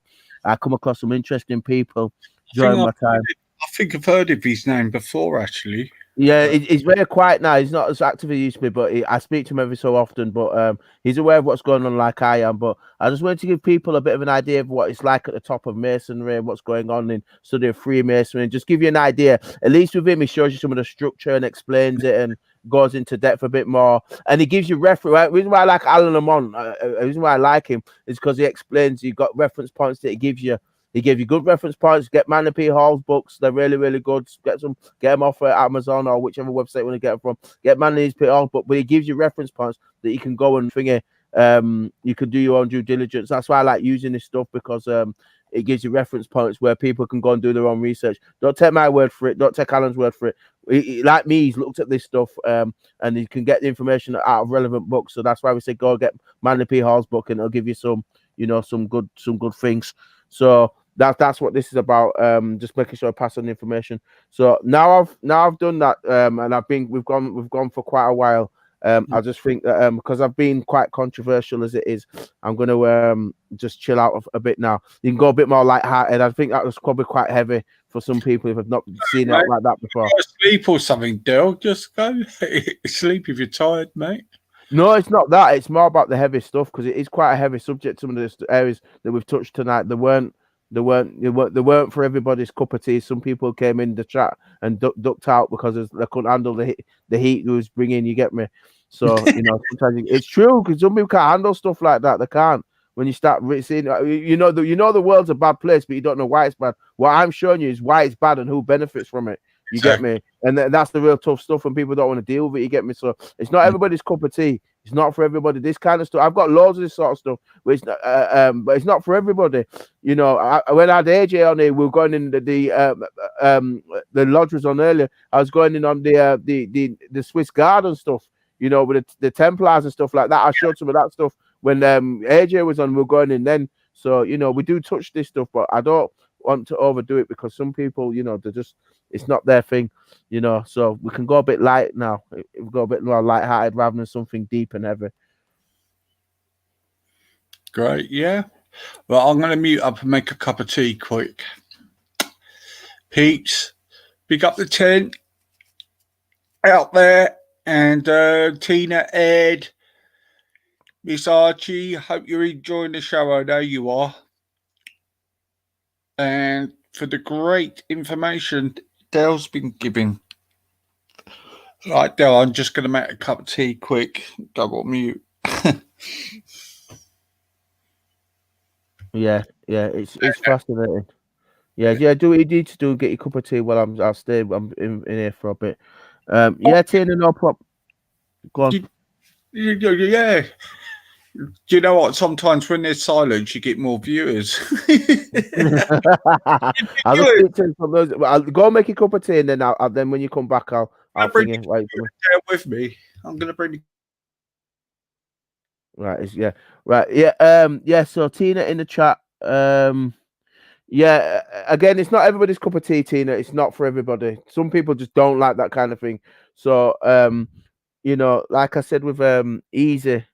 It's a case of some stuff I'll share, some stuff I can give you some more things on, and I'll give Easy when I get my head together, because I've got all sorts. I'll send Easy some more stuff so you can go and listen to some more of what Alan was saying, because he's got some more good stuff that's worth listening to. Plus, he gives, I like his stuff as well. He gives good reference points, so you can always go and do your own due diligence. I don't want to give you somebody who just talks about something and doesn't explain where it's come from, so you can go research it yourself. So I'd like to give you stuff that you can go and look at things yourself and go off on your own pace. So when I get round to it, when I get made together, Tina, I'll send Easy I'll send some stuff for you for Easy, so you can have that. So that's not a problem.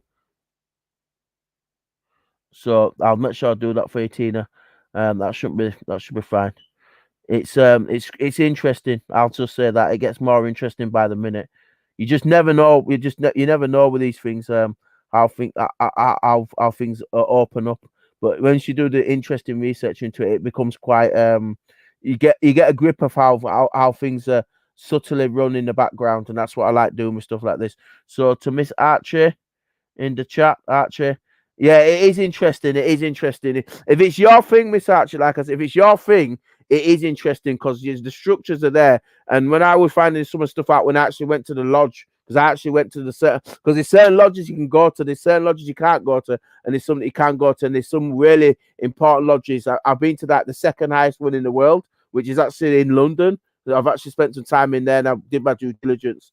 So it is interesting, at Miss Archer. It's fascinating once you get into it and you can get the grasp of it from where I was coming from. If you get the grasp of it, it becomes very interesting, but it gives you an idea of what's really going on behind the scenes. You know that something's wrong, but you just don't know why it's wrong and who's benefiting from it. So it's always nice when you have an opportunity to look at something from a unique perspective and think, okay, that's quite interesting. I kind of like that. And it just gives you that bit of extra insight. So yeah, it's definitely because you come on, Tina, you log on with Easy sometimes. I've got some stuff that I can get for you. So you can listen to some more things around what I was showing. So I've got some good stuff around that stuff that I was showing that you'll quite find interesting. So I'll get that sorted because I know you can do that. Right. Jay's in the chat with us still. Easy. I've just seen Easy come back. I don't know if he's back yet. I'll ask him, Jay, if you can have your karaoke. If you want your karaoke, Jay, I'll ask him when he comes back on. I'm here, guys. I'm here, all guys. right, is here. Okay, you've got a request from Jason in the chat. He said, he says, can we fire up the karaoke now, then, Del? That's what Jay said. So he wants some karaoke. Yeah, Ed Kilburn. It is interesting. If you want. Yeah, that's what Jason You're said. going to come on and put the music on in, Jay. You coming on to do karaoke then? We get Dale to sing because he's a good singer. You wish. Yeah. Come on. Come in, Jay. Get on. Yeah, it's interesting, Ed. It is interesting if you've not, particularly if you've not seen it before. It gives you kind of a good look. All right, I just muted up. Kettle's going on. All right, that's fine. Yeah. So yeah, Ed, it is interesting. I found it, like I said, when I was researching this stuff, like you're talking like 8 years ago now when I was getting into it, Ed, and it was just like, oh my days, this is fascinating. Like, wow. I'm just like, but once you get into it, you can kind of get the structures right, and then you can kind of see that it's interwoven in society, and you begin to realize, and it makes a bit more sense once you've got your head around it. It just takes your head a while to get around it, but once you've got your head around it, you can kind of see what's going on in general in society, and you pick up things that you wouldn't necessarily look before, but you pick it up more so when you're aware of stuff. So yeah, it's been good fun. Let's get back to Jay. Jason, see that the guy on Saturday, Phantom Prophet. Who was that? Jason, get on and tell him about Phantom. I don't, Captain about Phantom. Captain wants to know about Phantom.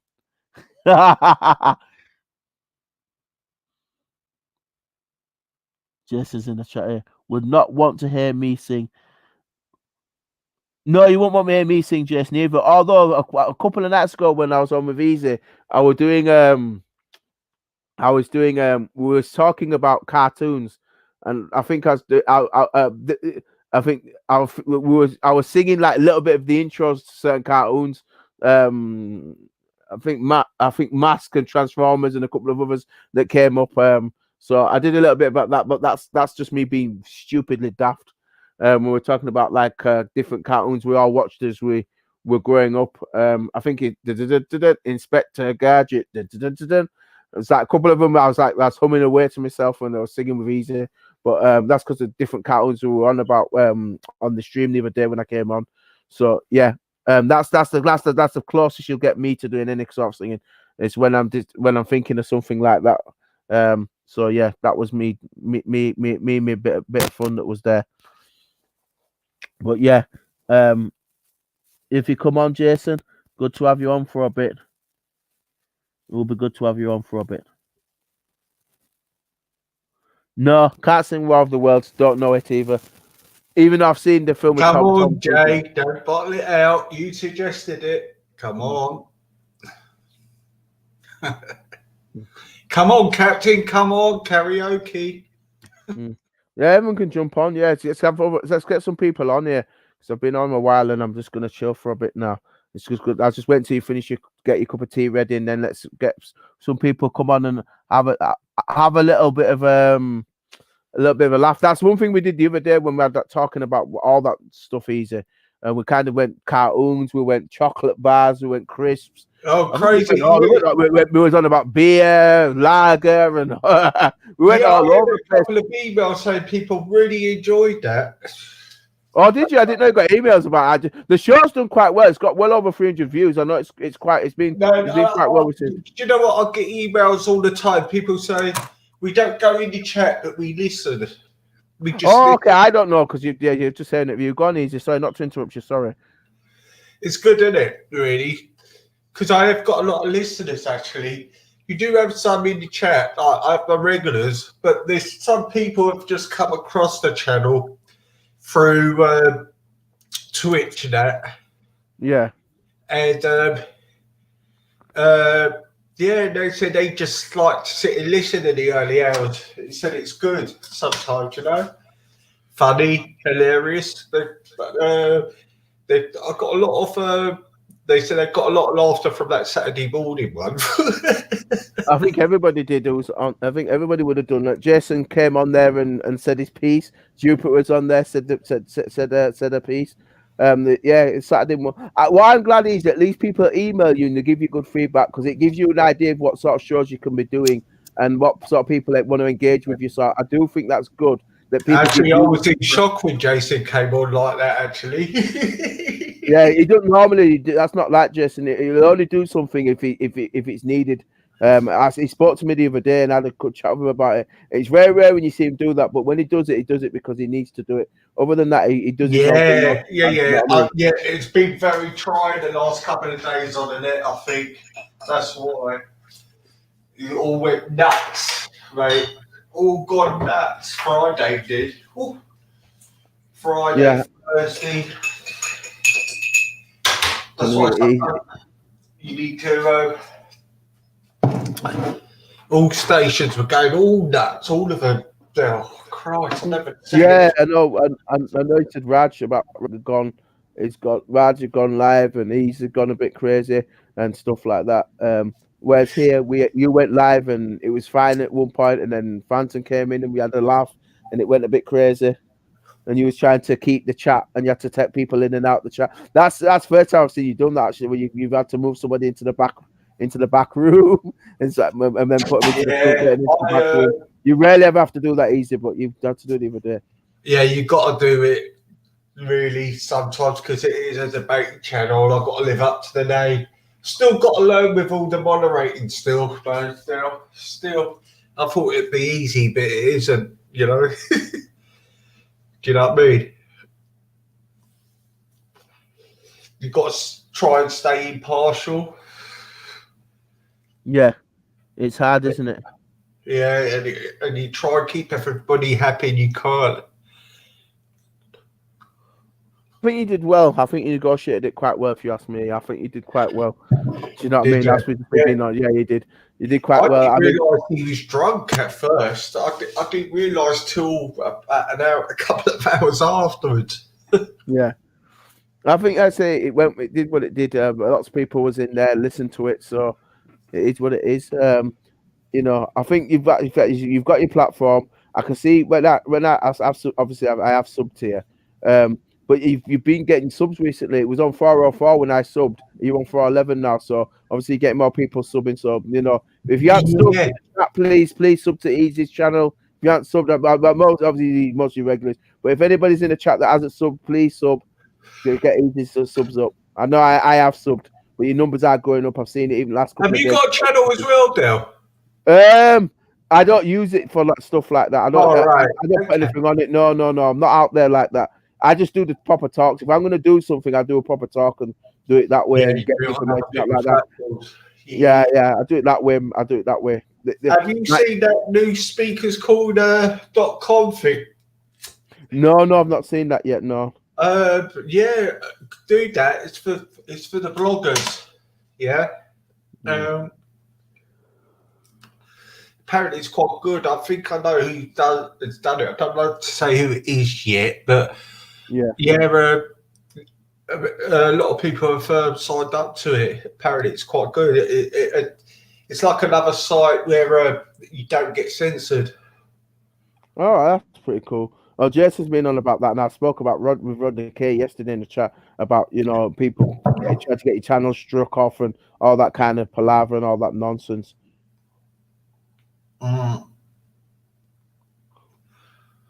Christ. God, I was looking at the football results. Yes, we've had some interesting ones. Leeds got battered by Crawley 3-0. I think that's probably a good thing for Leeds, though, because Leeds need to just focus on being in Premiership. Forget out little FA Cup when you're Premiership. And Premiership gives you far more money. Yeah, they were the best side last season in the Championship. Yeah, but it's hard when you're Premiership because you've got more games that are tougher to play. So you've got to focus on Premiership mainly. Leeds just need to focus on staying at Premiership, and as long as they do that, they'll be fine. Well, that's where the money is. Brentford are 2 points off the top. You'll be fine as well. I don't think they want Brentford to go up. That's the only thing about the league system. I don't like the way the league works. They make it hard for smaller teams like Brentford because you've got big London teams in London. You've got Chelsea, you've got Arsenal, you've got QPR. No, they're not that big. Chelsea, Arsenal. Yeah, there's another one. Who have I forgotten? There's 3 big clubs in London.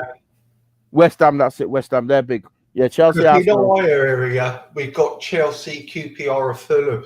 Yeah, and you've got Tottenham as well. Yeah, QPR, Fulham, and Chelsea are all about 3 miles apart from us. Yeah. And you've got Brentford and the to have a fourth London club in and around the area. I don't know. I hope Brentford get promoted, but I've got a feeling though you'll probably get screwed. I don't know why. I think we keep selling. We sold our 2 best players, then we replace them. But people are coming in for our new place, so let's wait and see. I mean, Manchester City want one of our players now, so. This is the thing about your club. They buy good players, but the problem is the players that are good end up having to leave because Brentford are a club where they're not necessarily. I wouldn't say they're a selling club, but financially, because of all this pandemic and all this nonsense going on, financially it just makes sense to sell the players for big money. It just helps the club financially. The owner said the system is buy less, buy a bit really cheap, develop them, and then sell them at the higher. And that's what we've done. Yeah. I mean, I think Borussia Dortmund do the same thing. Well, look at Ollie Watkins. We bought him for $1 million from Exeter. He was with us with 2 seasons, and we sold him for 32 million. Yeah, I think we've made about 200 million out of players in the last 3 seasons. Yeah, and if you'd have kept all those players, you probably would be in the Premiership. But like you said, when the money comes in and the offer's there, you just take the money. You know what I mean? It's there. You can't not take the money when it's there. And I think that's what's hindering Brentford more than anything else is you get good players, but then your good players get taken, and you have to rebuild the team again, and that's what makes it hard for you to get promoted. I think if you kept all the players you'd have gone up by now, but I just think because you've had to sell some of your main players, it just means and what's done us is the fair play thing. It's like it's frustrating, but we know we've got other players coming through, so they're like 2 years ahead. Yeah, they're like 2 years ahead. They're getting young players in and developing them before we sell on the next ones. Now, I don't know what we're going to do if we're getting the Premiership, because even the Premiership gives you a lot of money. It can kill you still, because it happened with Fulham at one stage, If you get in Premiership and you stay wise about it, you should be fine because you get that much money. It's just about not being stupid when you get to Premiership. It's not playing the play. You know what it is? It's getting the players to understand when you go to Premiership that they're not going to be on stupid money like 500 grand a week and stuff. That's what it is. It's the expectation of the players' wages. If you keep the wages under control, then the money's good. It's when the players go up and they say, "Now in Premiership, I want 100 grand a week." I'm stupid. That's like that. That's the problem. I think our highest paid player is Penson, who we bought from Pontus Jensen from Leeds. We nicked him from Leeds. He wanted to. He had a bust up with Leeds. The season before, we got him for 5 million. Leeds went mad over it, and I think he's the highest paid player. And he's great in defence, but he's been injured, and we've been doing really well without him because we bought like Rico Henry from Walsall. Now Man City want to buy him now, so Yeah. Rico Henry will be playing for England soon, and Ollie Watkins will be playing for England soon. Give him time. Yeah. But all the players who have left for us and gone somewhere else, they ain't done that great, you know. Ollie Watkins has done all right, Villa, hasn't he? I like Watkins. I was a big fan of him. I was overjoyed when we bought him from Exeter. But Ivan Toney, we bought from Peterborough, man. He, what was it, 20 goals in 21 games? And people say, oh, God, why have you bought him? But we bought him for like 5 mil. So, Yeah, and it's paying off. That's what I mean. You've invested well. That's one thing about your chairman. He's quite savvy. He's invested well. Do you know what I mean? When you have soul players, he's made sure that he's invested solidly in your squad. So I don't think you'll get relegated. I can't see you getting relegated. I can definitely you'll definitely take championship or you get promoted. We played our B side in the League Cup and we knocked out 5 Premier League sides. You know. I mean, we gave Tottenham a good game the other night.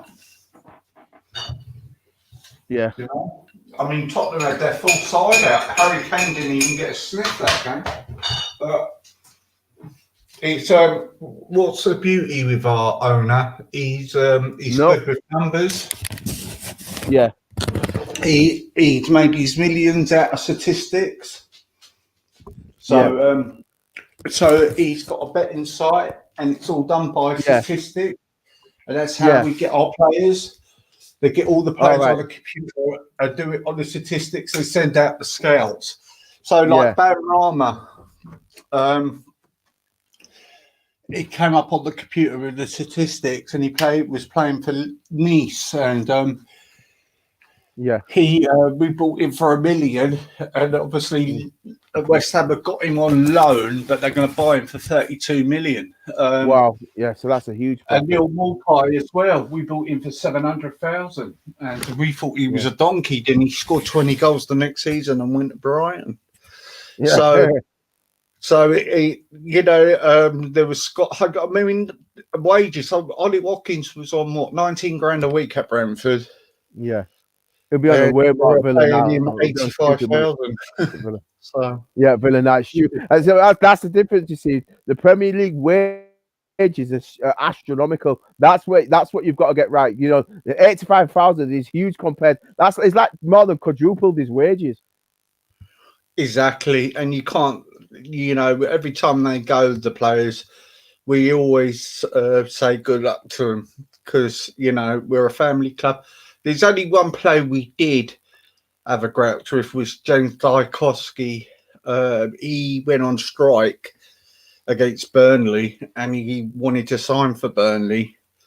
And he went on strike and it was live on telly.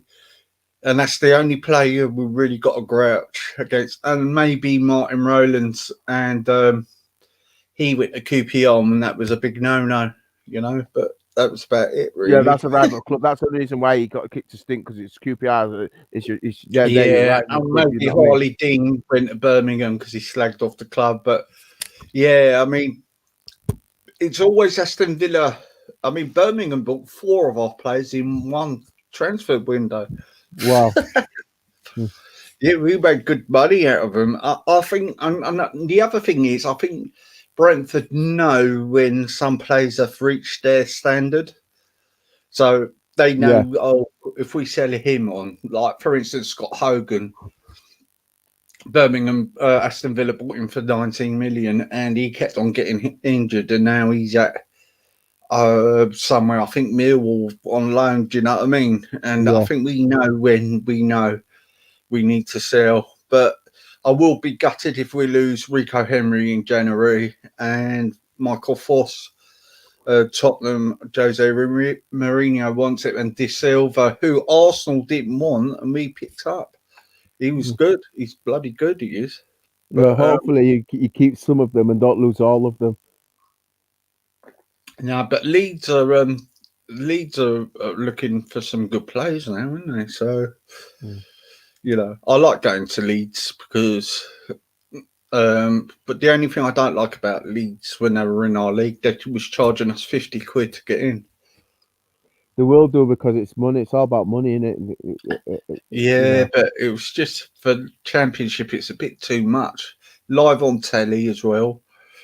So, but it's good because when you just only go up there with 500 fans, you were at Leeds and you beat them. It's a good feeling, and you've got the whole crowd getting at you. Yeah, and Ellen Road's a big ground. It's like odds 40,000. Oh God, it's funny then because you got to go in the side stand at Leeds now. It's not like before behind the goal, and you've got to walk up that road to get the taxi to the station. You got to walk amongst them and keep your head down. Yeah, you have to be careful. Yeah, you don't want to upset Leeds fans. But actually, they've calmed down a lot lately. Yeah, they've got a bit of a reputation of Leeds fans, as you know. Yeah, so it's Cardiff and Millwall and Millwall fans are nutters as well. Yeah, Millwall and West Ham fans. But every time they come to us, there's no trouble with them. They're really good. Yeah, they're not bad. But if you go there, you got the whole house and estate on you, mate. You know. Yeah. They even provide you your own tunnel to walk through the train station into the ground. There's a tunnel, and it leads on to the stand. Yeah, you can't mess with Millwall fans, man. They don't mess about Millwall fans. Yeah. Who do you support, Dale? Who's Man United? We just bought a youngster from you. Yeah. Everybody wants to go to Brentford to develop their skills now. Do you know the England club that you get a chance to play? I think it's because you play the players as well. Easy. The players want to play because they get to play. Do you know what I mean? Yeah, Brentford cut off their academy and made it into a B side. So, because it was less cost effective. And it's working out fine because the B side, like I said, we knocked out, who was it? Southampton, Newcastle. They all had their full sides out. And Tottenham the other night. Does Brentford have an academy no more then? No, Huddersfield scrapped theirs as well because it was costing. What was happening? We were developing the players, then a big side would come along and get them, but buy them really cheaply. Oh, I didn't realise that. So what Brentford had done, they'd just done a B side, and then we just pick up the youngsters who will come on, and then develop them, play with the B side, then they get into the top side. Do you know what I mean? So.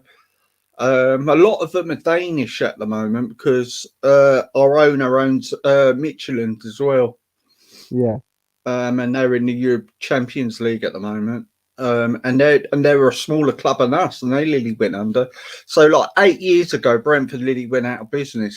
So and then this guy, he's a local lad. He's a Brentford fan, and he's made a new stadium up, and he's very shrewd. You know, instead of making a big stadium of 25,000, he's just done it at 17,000 because we know we're not going to get a lot. Do you know what I mean? We know our fan base is going to be no more than 10,000. Do you know what I mean? Yeah, because of the area you're in, and obviously it's that part of West London. Yeah. You've got Chelsea, Fulham, like you said, Chelsea, Fulham, QPR. They're all in, you know what I mean? They're all within a certain mileage of where you are. So, yeah, like you said, it's if you want in London, I think you'd be fine. But because obviously you've got Fulham there where you are, you've got Chelsea there where you are. Do you know what I mean? Yeah. But there is QPR. a lot of Chelsea fans actually got season tickets at our place now because they said it's cheaper and it's good football. So that's interesting. It's cheaper. It's good apparently football. for a season ticket for a family of 4 at Chelsea is about $3,000. Wow. Yeah. And Tottenham is about $3,000 for a season ticket just for one. Yeah. I think Chelsea's something like $6,500. People are paying that as well. They don't mind. Yeah, what they do, the football clubs do it on the Never. So you could do it on credit. So you pay it weekly. Yeah. So, but I just paid mine right out. I think my season ticket is 482. Yeah. That's all right. Yeah, but that's not including the cup games. So each time I go to a home game, it costs me about £100 for the day out. Yeah. About to go to Brentford. Yeah, because I live about 70 miles away from there. Right. So the train, that's £20, and then a few Oh yeah, drinks. because you can't drive, but you don't drive. He said, yeah, because why don't you drive? But I'm thinking, no, because you want to have a couple of drinks, don't you, with your friends? Oh and that? god, yeah. When we do go football, we do have a good. I mean, I don't mind the train. It's only an hour and a half. Mm. Yeah, it's all right, and you get to speak to other football fans as well. You know what I mean? Yeah, I suppose so. I like doing the away days. I like going up to Yorkshire a lot because we stay over in Barnsley a lot. All right, that's where Windy is. He used to come on our shows with us on Wake Up UK. Yeah. Windy, he's over that way in Barnsley. Yeah, we go there. We're going to the Northern Soul Club up there and that. Oh, okay. It's not much of a town, but people say to us, "Why do you stay over there?" Because we like it, you know. It's fairly, and plus Barnsley, you can get to anywhere from Barnsley, and I assume it's not mega expensive either to stay there. Well, no, I got a train for all of us. The game was on the Sunday, and we went up Saturday afternoon, and I think the train cost us £28 or something. Obviously, it was like the long way, but that didn't matter, you know. But what I like when you go to the away games, Dale, you get to know the little towns you go past. Yeah, the little town. So, like in Yorkshire, you got that Meadow Way, haven't you? Yeah. Meadow Hall and stuff. Yeah, Meadow Hall. Yeah, Meadow Way and these little villages. I mean, I like Yorkshire. If I wasn't, it wasn't where I would live up in Yorkshire, actually. Yeah. Sheffield's changed a lot as well. It has. It's been more developed to Sheffield. It's been more developed as a city. It's had a lot of development changes in there. Yeah, the only thing about Sheffield Wednesday, it's on the other side of the city, isn't it? It's a bit away. So the thing about Sheffield Wednesday and Sheffield is obviously a couple of years ago when you was in Brentford, Sheffield United and Sheffield Wednesday, you had to go to Sheffield twice because obviously United and Wednesday were both in Championship. So you went to Sheffield twice a year, didn't you? Bye, Miss Archie. Yeah, I mean Sheffield United, you got to watch yourself with their fans. Sheffield Wednesday, all right though. Yeah. Sheffield United quite nasty sometimes. You got to be careful. That's the station, Sheffield United, but Hillsborough's on the other side, isn't it? No, it's on the other side. It's further up. Yeah, They said the Hillsborough end's the roughest end, actually. Whereas I've been everywhere. Newcastle was great. It's the only stadium in the town centre. Yeah, I like Newcastle, St James's Park. Oh, I had a great time up there, mate. Christ, I nearly got knocked over though. Drinking too much. Bristol's dodgy. Bristol's very dodgy. They're all like EDL and all that lot. Who else is quite?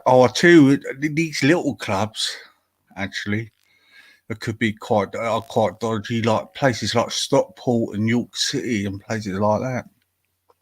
Yeah, places you wouldn't think of, Rochdale and that. Yeah, they're the ones, and Peterborough and Southend and that. Yeah, but we've got some good. We've got to get to Southend from where you are. Yeah, what I do normally, because most of my friends, some of them live in London, some of them live in Kent, and some of them live in Berkshire. Yeah, and some live in the West Country. So yeah, we sort of meet up at like King's Cross or something, and the trains are quite good actually. Do you know what I mean? I mean, we got up to Newcastle at 2.5 hours on the train. So You can left at because it's got the East Coast Main Line.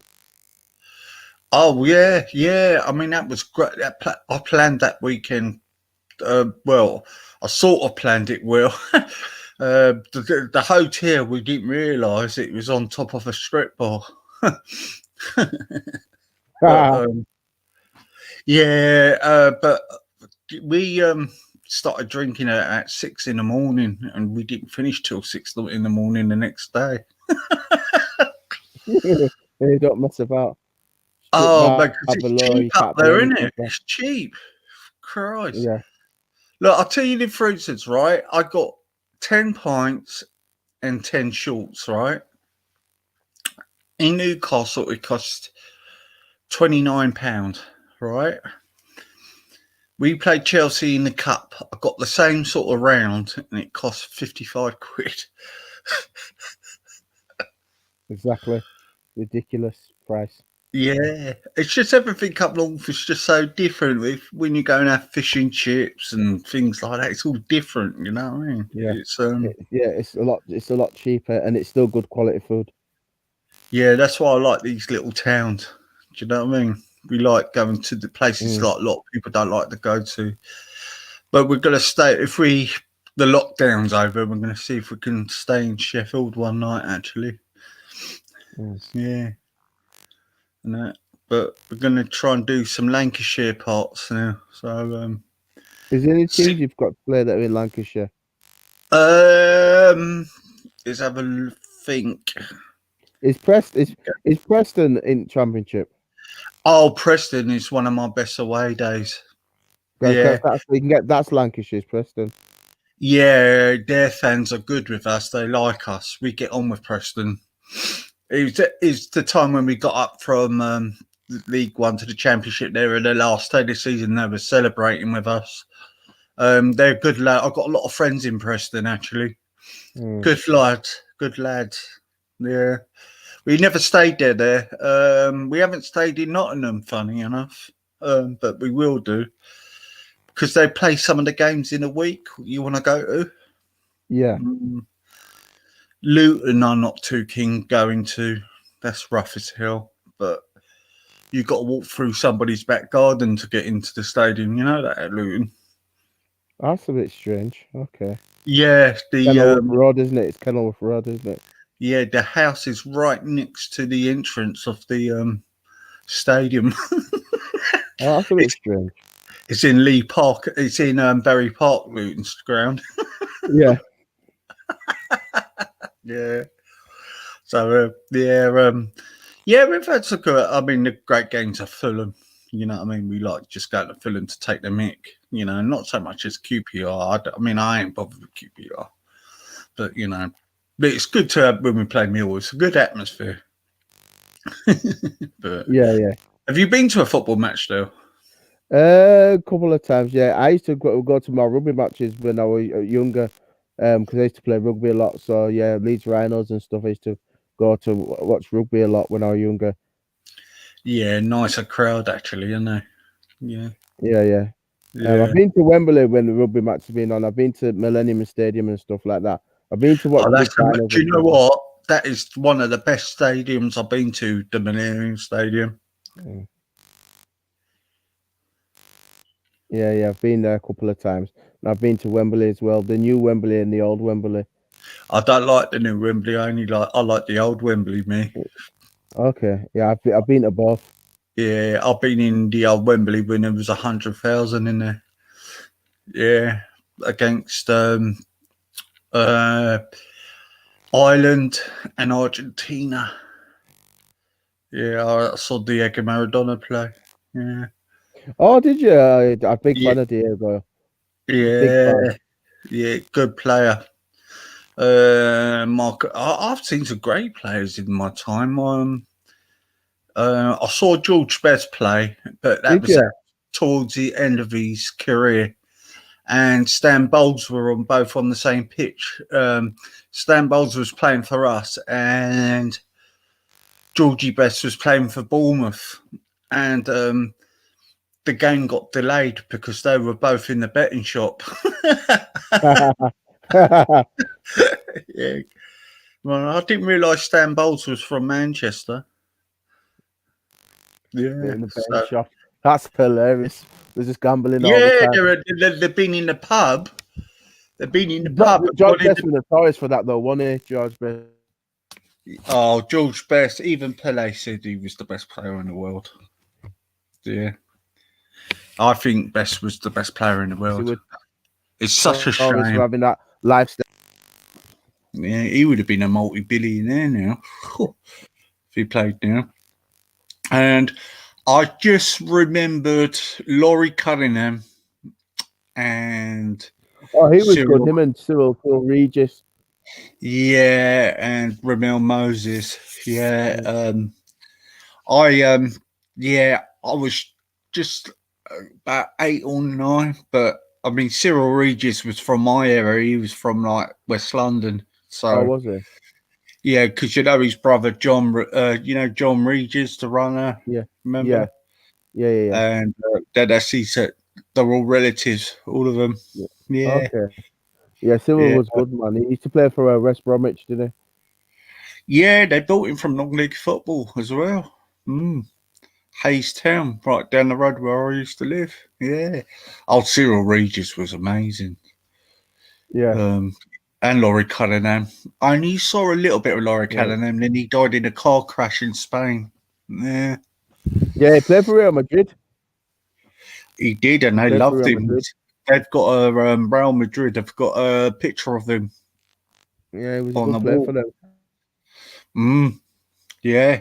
People won't believe that Laurie Cunningham actually played for Real Madrid. I mean, you've got to think that it's been a big club, Real Madrid, but yeah, Laurie Cunningham played for Real Madrid. In fact, quite a lot of our players have back in the 80s got to play abroad. You know, look at Gary Lineker, he played for Barcelona, didn't he? Yeah, he flopped, didn't he? I think the only one who really succeeded was No, Gary Lineker was right at Barcelona. He did all right at Barcelona. So did John Aldridge, you played for Real Sociedad, didn't it? Yeah. Yeah, Gary Lineker did fine at Barcelona, man. Yeah, he did okay.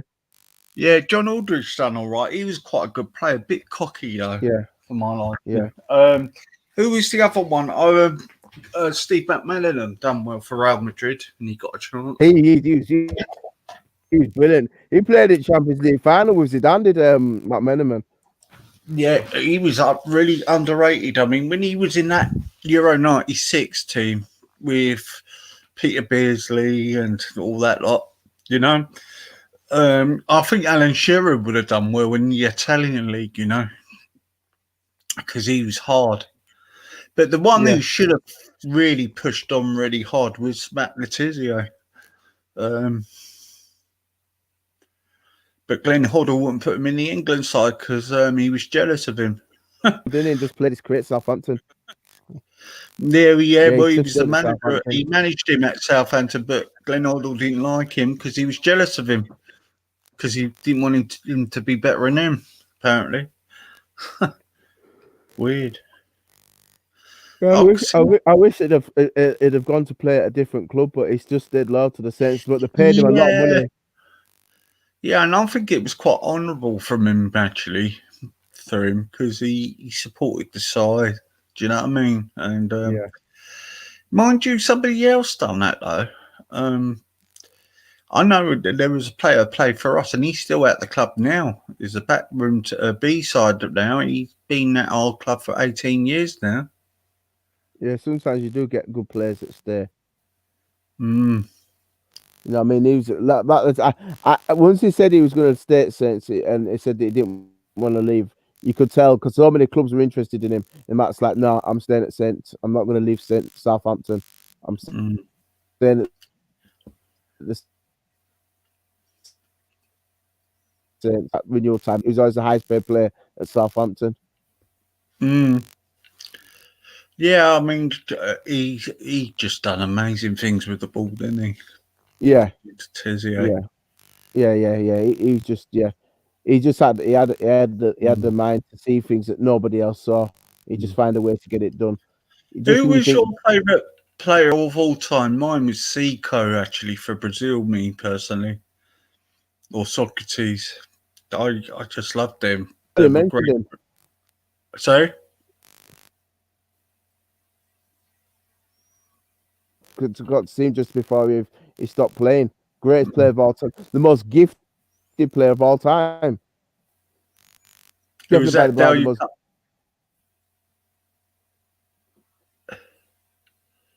gifted. you're cutting out me on mate. Most gifted player of all time. You said him earlier Yeah. on. You said him. Your first player you went to go see. He's passed away recently. Greatest player of all time. We lost him recently. He passed away, didn't Who was that? I can't remember. he? Maradona. Oh, Maradona, yeah.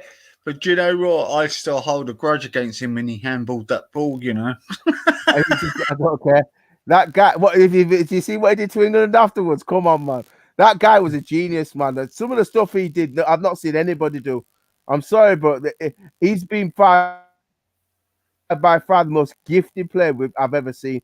By far the most gifted. Nobody could do what he did, man. He single-handedly won the World Cup on his own. I'm sorry, but I haven't seen anybody. Put it this way: there's no way Argentina would have won that World Cup without Maradona. They simply wouldn't have done it. On cocaine, though? Was he on cocaine, though? Was that the question? No, he wasn't back then. If let running back, mind you, six. But I the guy mean, was a genius. Yeah. Who do you think is our best all-time English player then? Who would you say? Oh, that's a tough one if you're English, but so probably Sir Bobby Charlton. I thought Sir Bobby Charlton because of his all-round ability. Not just because he won the World Cup. If you look at what he did in his career, he won leagues at Manchester United. He won the champion. He won the European Cup, and he won the World Cup. He won everything he played in. Bobby Charlton, yes, Sir Bobby Charlton, man. Or do you know what? Mine is between Cyril Regis, Laurie Cunningham, Paul Gascoigne. Oh, he was amazing, Paul Gascoigne. He's just stupid though. He just did stupid things. He was gifted. Paul Gascoigne, I'd say, was one of the most gifted players that we've ever had. Yeah. Or Glenn Hoddle. Glenn Hoddle. You know what? I'm going to say Laurie Cunningham for me. I would put it between Laurie Cunningham and Cyril Regis. They were just. Do you know what? I reckon if they played in this league now, they would have been brilliant. They would have just left our players to death. These players to death now. Do you know what I mean? Yeah. Cyril Regis was amazing. Yeah. So he didn't play one season in Premiership before he moved down leagues. He played for Aston. Yeah, he did, didn't he? Yeah. Villa. In that. Him and he was up front with Dalian Atkinson, who's unfortunately. Oh, Dalian Atkinson was a good player, wasn't he? Yeah. Yeah, he was brilliant. He was fantastic. Also, was David Rocastle for Arsenal, actually. He was good. Yeah, he was good. Yeah, he was brilliant. He's passed away, can't say. He was a good player. Yeah, actually, you could put Ian Wright in there, actually, as well. Yeah. He was a brilliant striker. He used to do some ridiculous stuff when he's on the ball. Some of the skills you see to see where's the twist player? Yeah, Ian Wright used to do some stuff that you just didn't see. The way he used to turn players inside out was just ridiculous. And he turned professional really late as well. I think it's 20. Yeah, it was like he was on Hackney Marshes. Yeah, 23, 24. He was on Hackney Marshes, bagging 10 goals a game on Hackney Marshes. Yeah, man, he had a very interesting career, did Ian Wright. I liked his passion as well. You know, it's I bet he was a right bastard to play against.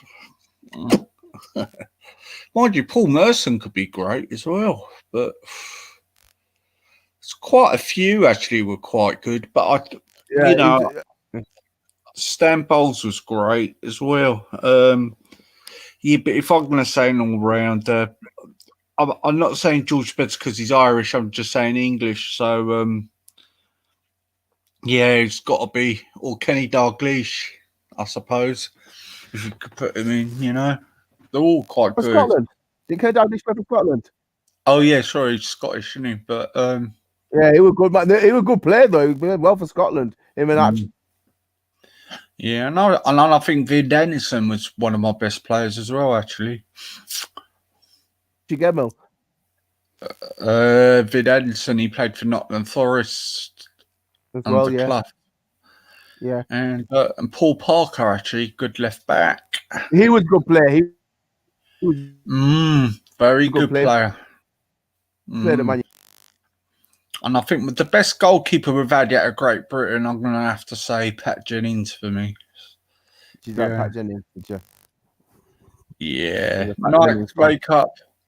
Yeah, 6'1", and like, do you know what? I wish we had the camera phones out at the time. I was at an airport, and they were all in one place, right? Because I was going to Portugal, and they were off golf in Portugal, and all of them in the one airport. It was Bobby Robson, Pat Jennings, Ray Clements, Alan Shearer, Ian Wright. That were all in the airport, Oh, wow. all of them. Yeah, and one of the kids who I was with me, and I said, "See that guy there? He's massive, Pat Jennings." I said, "He was the best goalkeeper we ever had in the world." He looked at me and smiled. Yeah. And Bobby Robson, but I said hello to Bobby. He really nice man, really nice man. Bob Yeah. Robson's cool. Yeah, it's cool with Bob Robson. Good England manager when he managed England. Yeah, I like Bobby Robson. And Paul Ince was good as well. Yeah. His son's playing now, Tom Ince. His son plays football, Tom Ince. I think he might be Huddersfield. Oh, Tom Ince, yeah, he's at Stoke at the moment. Yeah, is he Stoke now? his career's gone a bit down a little bit. Yeah, he's very promising actually, Tom Ince. Yeah, good left winger, wasn't he? Yeah, he's I saw him last season against us. Yeah, he's still dangerous, but I don't know. I thought there was high hopes for him, to be honest with you. I see that Ravel Morrison. Oh, he Ravel was at Man Morrison. United. Yeah, he was at Man United, wasn't he? He was at a club, but now they've just released him off his contract. That bloke, boy, was so stupid, you know. He could be one of the best players ever. He's dumb.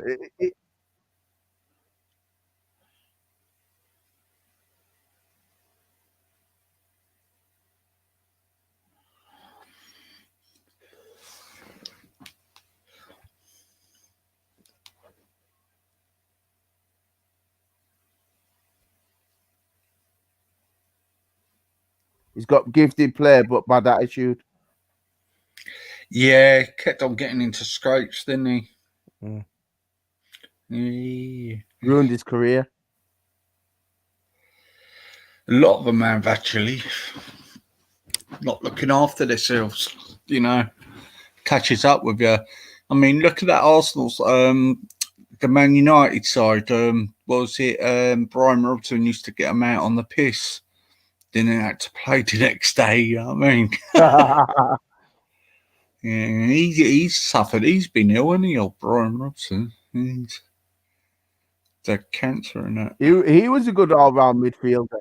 He was a good all-round midfielder when he played. Yeah, he was a hatchet man, wasn't he, old Robson? Yeah, man. God, it's 4 o'clock in the morning there. Christ. Is it? Seriously? Yeah. What did you thought it was? I didn't realise it. Yeah, it's all right. It's lockdown, isn't it? He's like, yes, you could just chill. You could just chill. No, I didn't realize it was 4 hours. I didn't realize it got that late. Goes that quick, mate. God, we've been on for 4 hours actually. Yeah, I only came on. I was only come on for a couple of hours just to catch up with him, just say hi. But if I go on for an hour or so, no, I'll go on for an hour or so, then we start talking stuff. Go on. Yeah, sometimes Jupiter comes on in this kind of hour. Sometimes normally puts on. Time is exemplary. Yeah, I haven't seen Simon for ages. I hate it here. He's not around. Simon. Yeah. Yeah. I haven't seen him around for a while. It's quite a few, actually. But they all come all at once sometimes. They're all doing something and they come round all at once, don't they, people? It's weird how the internet works. You know what I mean?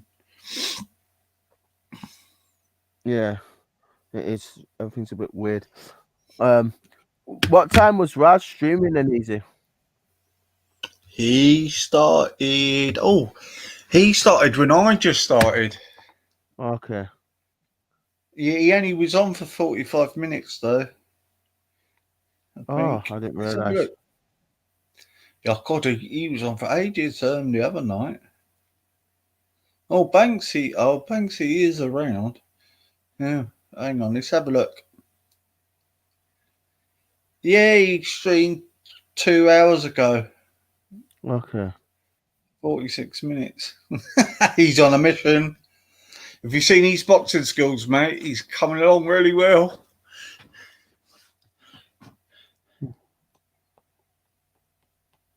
Good stuff. That's what we like. That's what we like. That's what he's known for. His art is known for his artwork as well. Oh, he's amazing, isn't he? I'm going to get him to do something for me, actually. Yeah, he should do it. He will do something for you, won't he? Yeah, but he just has loads of work, doesn't he? He just very popular now. Yeah, have you seen all his work? He's had them at the South Bank. He does. He shows his work on his channel. Sometimes I've seen a little bit. Yeah, they've done a documentary on him as well, didn't they, ages ago? About him liking baked beans with everything. Because he likes baked beans, doesn't he? So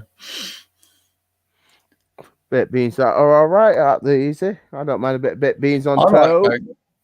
I like baked beans, yeah. But he said he eats them with everything, apparently. Yeah, baked beans on toast does you good. Or baked beans with eggs, with egg. I don't mind that. Well, what fried? Scrambled. Preferably, I don't know what it is. I prefer scrambled. I don't know why though, Easy. I prefer scrambled egg and beans. I don't know why. I think it just have more filling as well. I think scrambled. Right. I know. I suppose. Yeah, I haven't had a fry up for ages. God. Do you eat black pudding? No. But I will have. I love scrambled egg. I do like scrambled egg. I confess. Yeah, I don't think I could eat a fry up anymore. Yeah, you get yourself into a habit of eating certain things, and once you get yourself into that habit, Easy, it's hard to get out of. Once you're used to eating what you used to eat, you don't like to change back again. So if you're not into fry ups, then you're not into fry ups at all. So if you like them or you have them or you don't. What night you're on Wake Up, Dale? Tuesdays. Always on a Tuesday. Okay, I'll come over and listen. Yeah, always on a Tuesday. It was me and Jubes, in it. Me and Jupiter was on Tuesdays. I used to go first, and Jupiter was afterwards. Yeah, I used to team up with Jupiter on a Tuesdays. But we used to lock down the Tuesday nights and wake up. Yeah, you was getting quite a bit of an audience, actually. Yeah. I had good fun with Jupiter, man. That's what I mean. We get on. Yeah, well, you get on with everyone, mate. Yeah. If you do see Jay, tell him he's bloody welcome back over here. Just stay sober. He tends to come on when we're on Dave, whatever. He has come on a couple of my shows, but not often. But he tends to come on when it's Dave Witcher. So if he's on Dave Witcher, I'll have a word with him. Yeah, he goes on the Wasps quite a bit. Oh, does he? I didn't know he goes on the Wasps. I didn't realise. Yeah, he was doing press ups on there. The Wasps quite a funny channel. They do all sorts of craziness on there. Yeah, he was doing press ups on there, AJ.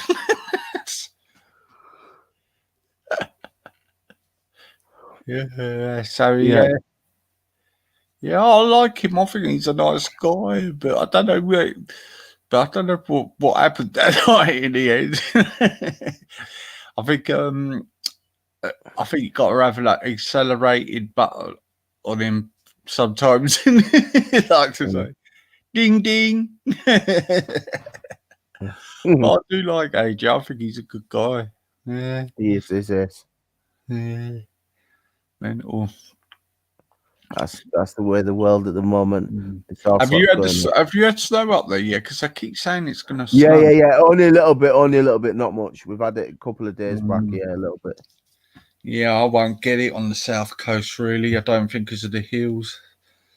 South Downs. Hang on. What's the...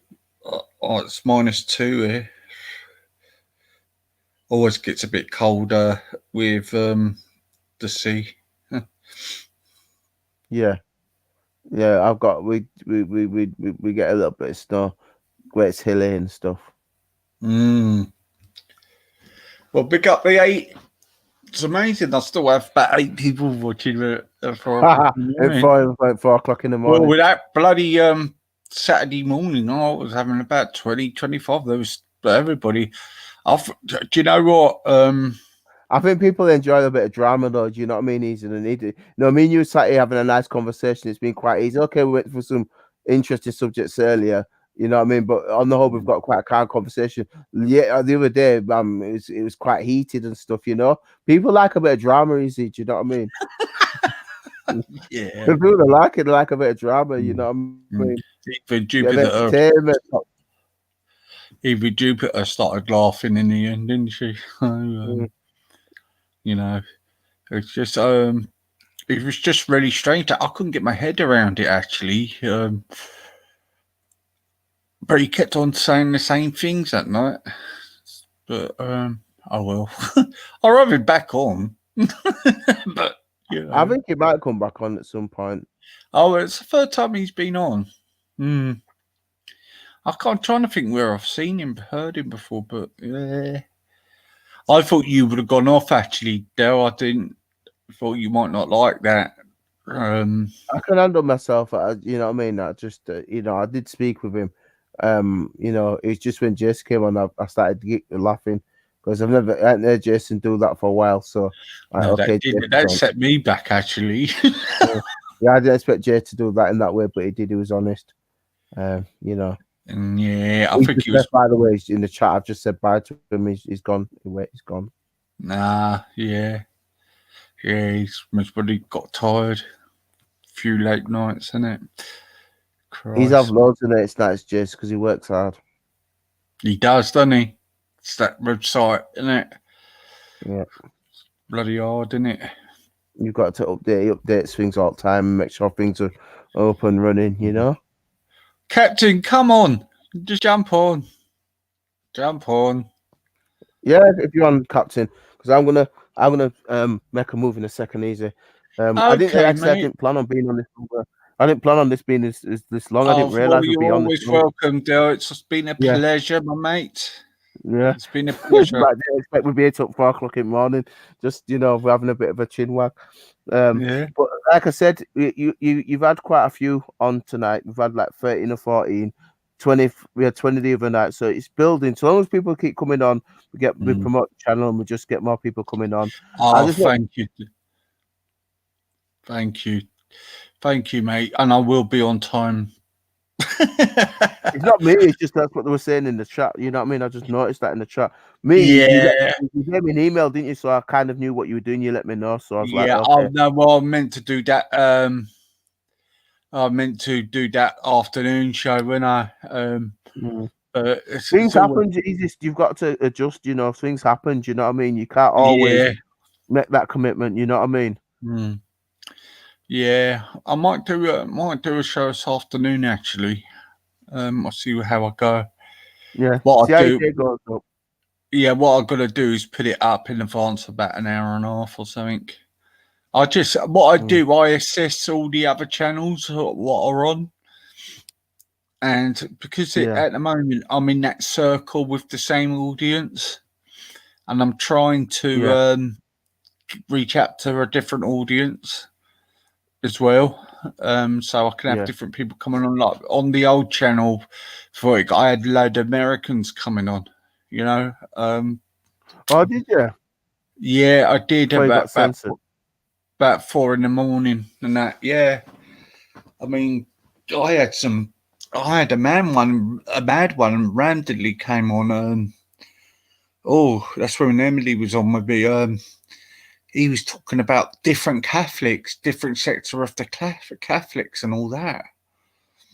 So I let him go on. Okay, that's pretty cool. Yeah, I let him go on, and I was listening, and I thought, God, the longer he was going on, the longer he was getting he was really radical. You know what I mean? And I thought, blimey, yeah. I had a couple of Israelites on as well, you know, and they'd be quite polite. I am familiar with the Israelite stuff. Yeah, they know their stuff though. Then it comes to the scriptures, they'll tell you certain stuff when it comes to the scriptures. Yeah, but they were quite. They use that book. Every time I've had an English Israelite, they've all gone nuts with me, but the American ones seem okay. You know, they don't seem. All depends what kind of ones they are, I suppose. I don't know. Well, it could be ISU. It could be with Dr. Satariak or ISUPK. Depends on which ones you get in. That's what I'm saying, because you've got different sects. What are them ones in America who dress up as superheroes? That might be ISUPK, I think. Yeah, did you? I saw that clip. It was a couple of years ago. They were having a go at a Chinese man. Yeah, they always do. They ever got people from European countries as well. Yeah, and there's Chinese man spat in his face. Yeah. And he's getting chased down the road, man. Yeah, because in New York, they've got quite a few of them in New. Actually, there's quite a few of them in North London now. They go out there now. Yeah. I just don't. I don't know. No. Very hard line. Very hard line. Some of them. I think ISUPK can be quite a hard line. But go on, easy. I might try and find one of the videos with ISUPK. They're absolutely hilarious. Dr. Cesario. Hilarious. I mean, before I used to say, "Oh, you're crazy," blah blah blah, and then I watched the history of who was in Israel at the first place, and then when my dad said to me. My granddad said the Ethiopians, that's the Ethiopians. And my granddad was an Israeli, you know. No, they are the Coptic church. It's called Yehudi. I know about all stuff like this, but I'm about to get off. We're not getting into that. I said some stuff with Jupiter where it shows the because they keep trying to call our people anti-Semites. Now, if you can trace the languages back for the Semites, you can see these different branches of Semite peoples, and one of the branches the Coptic Church in Ethiopia. I've got the stuff on it. You can share it sometime. Well, a lot of people think. Well, some people think. Not, I mean, actually, Jewish people think that Russia was more of their homeland than Israel. Do you know what I mean? So yeah. Yeah, easy. Just letting you know. Archie T's in the chat. She says something about Burrow is timed out. I don't know what that means. Hey, that's what it said. Miss Archie T. Why is Burrow timed out, Captain? And it says, well, she should. What Captain was timed out? That's what it says. If you look in the chat, why has Burrow timed out? It's not.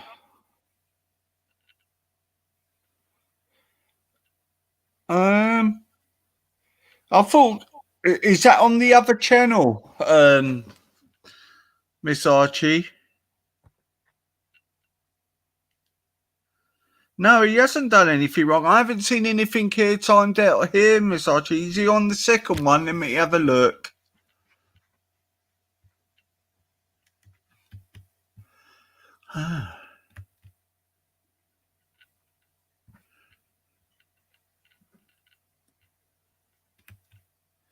No, nothing there.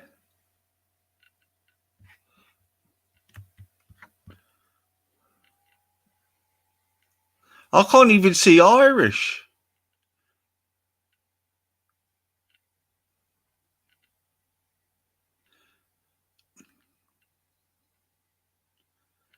I can't see anything here. Hang on.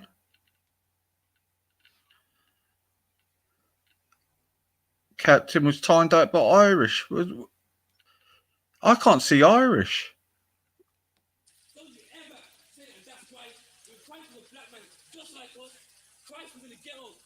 That's strange.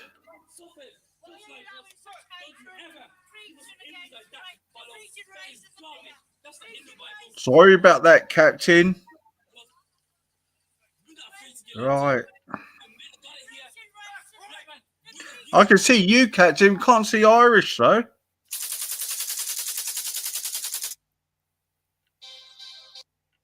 You playing a game, Del? I thought you were shooting someone. Can you hear that? I thought, hang on, what's going on? Did you hear that? I thought Del's had an argument. Did you hear that? Yeah. Are you That was playing a game? ISUPK. No, it was ISUPK. I was going to just share that one of the ISUPK video.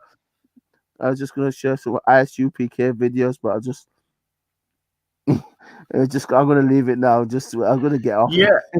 I've just seen it. I've refreshed my page, Miss Archie, but I haven't seen her. Oh, there's. Oh man, is it have I modded up a fake Irish then?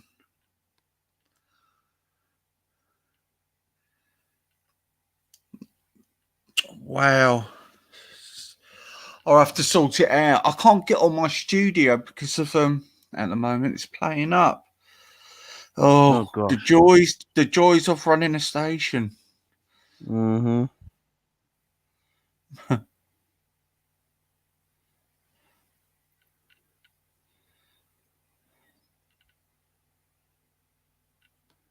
Yeah, I'm gonna leave it. I was tempted to do an ICUPK, but I'm just gonna leave it now.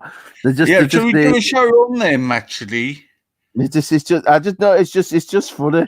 I just had something. I'll have to find out. There's one particular one I was gonna put up, but I'm gonna just leave it now. I'll let you sort what you're sorting out, and I'll come on with you at some point. I don't know when.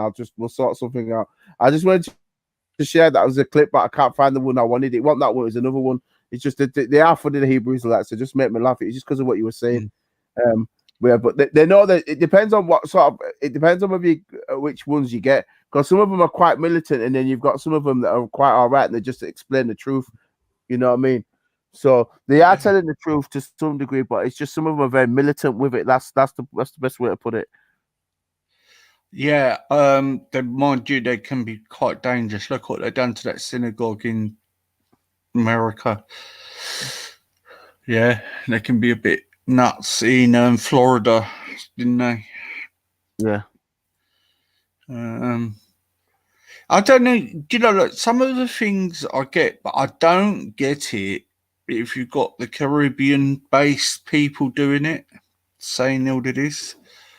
Do you understand what I mean? I could say if you just said it was an Ethiopian group coming out and talking about it. Do you know what I mean? Yeah, definitely. I know about the Coptic Church in Ethiopia. They always speak on it. I definitely know about them.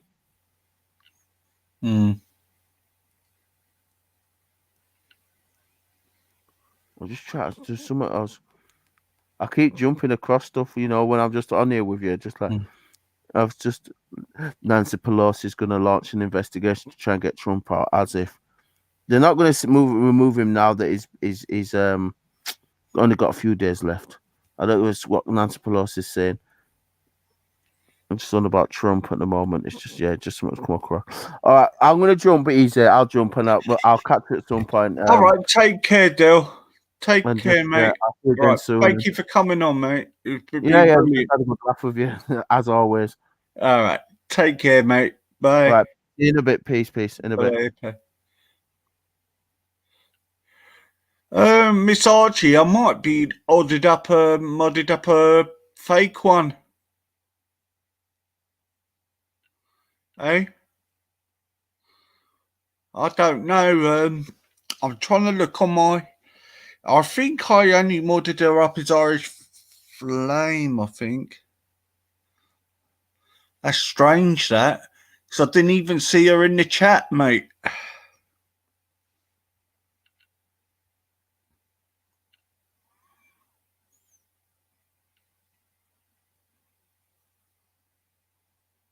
Thank you for noticing, Miss Archie. You're good.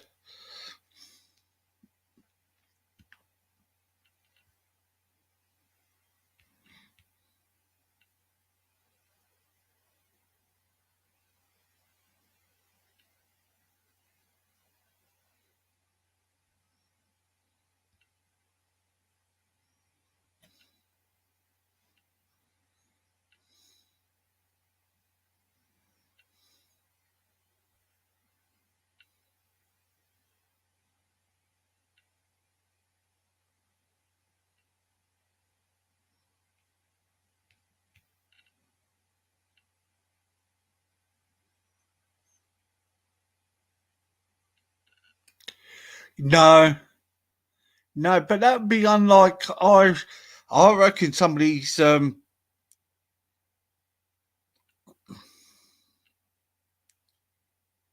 yeah, I think I've got a fake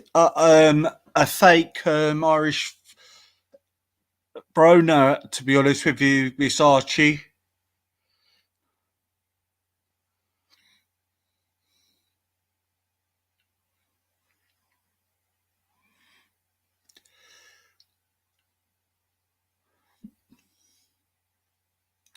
No.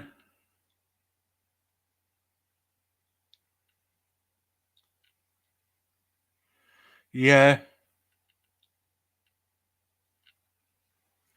But I can't see. I didn't see her come up at all. Let me have a check, unless something's playing up. Unless I don't know. Christ, let's have a look.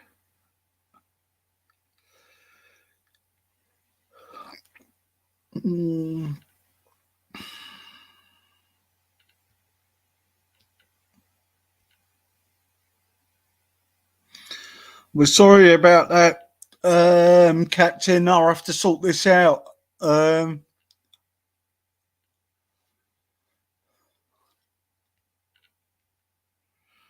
Yeah, I can see it. I didn't even see her come in the chat.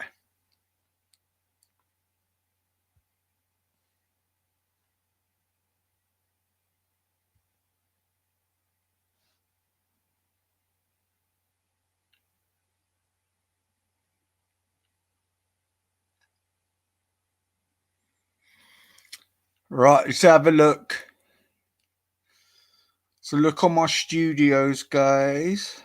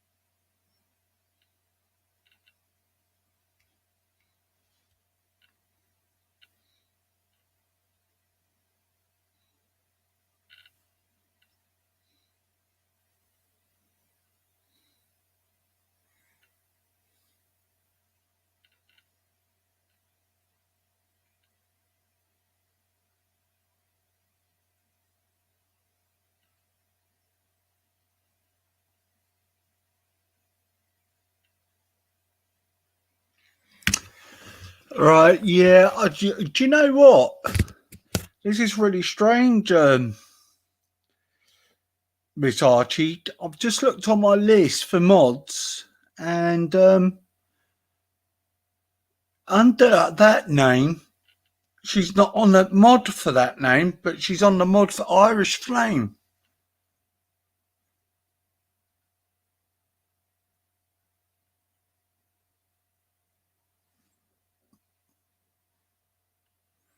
No, he's been very good, Captain. Been really great.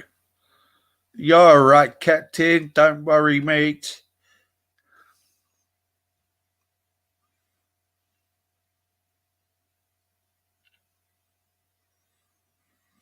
Yeah, you are, Captain. I'll tell you what I'll do, mate, so it don't happen again.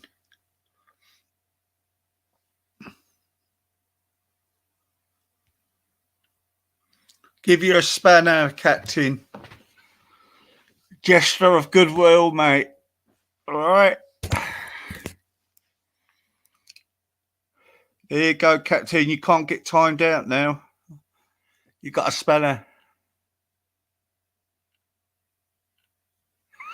I know.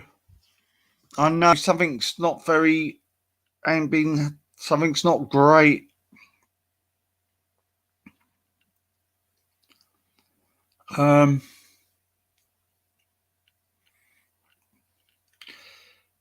Miss Archie, there's been some funny things happening with my station at the moment.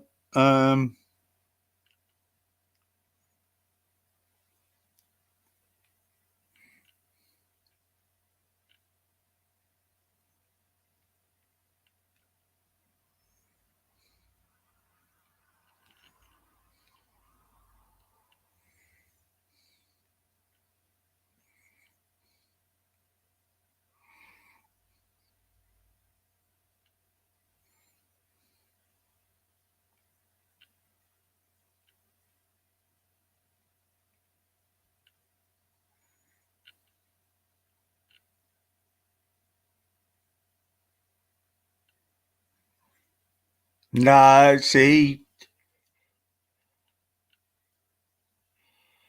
Hey, Captain.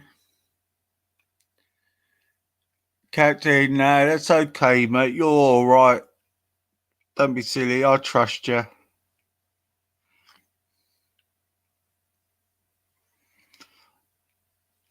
You got a good heart. You got a good heart, Captain. I know you have.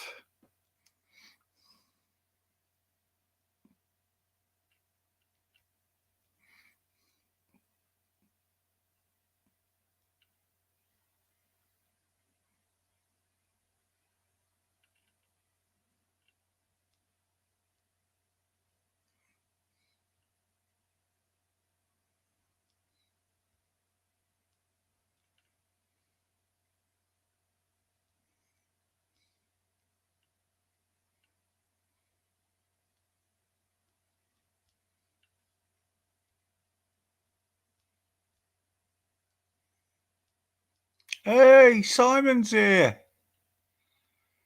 How you doing, Simon?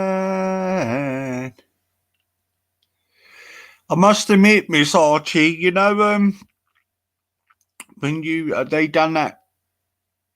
Hello, mate. How you doing, Si? You all right?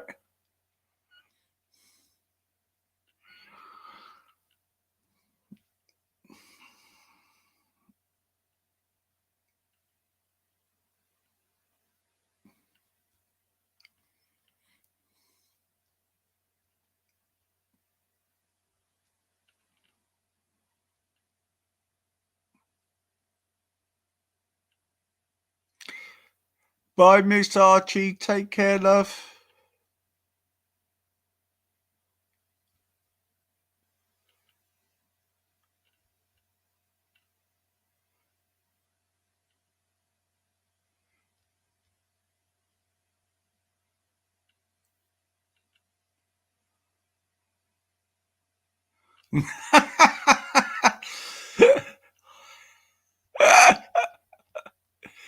Captain, are you still going on about him, mate?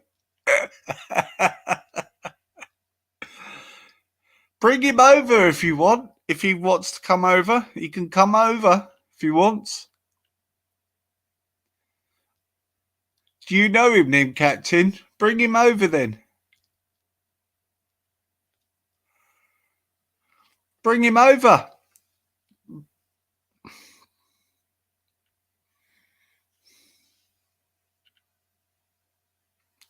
Oh, Mrs. Archie, I was thinking, I was a little bit worried the other day. I thought when they tried to stitch me up on that recording, I thought, oh God, everybody thought that. But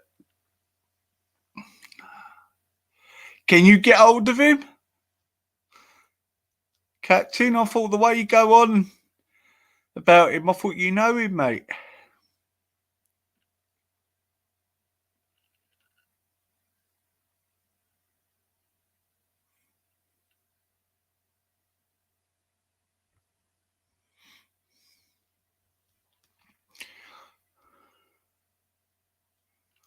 Oh, all right. I thought the way you go on about him, mate, I thought you might have known him or something. Okay.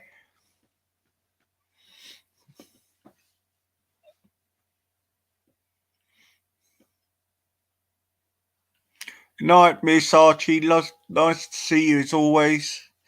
Sorry, will you be able to come on time? Or are you too tired?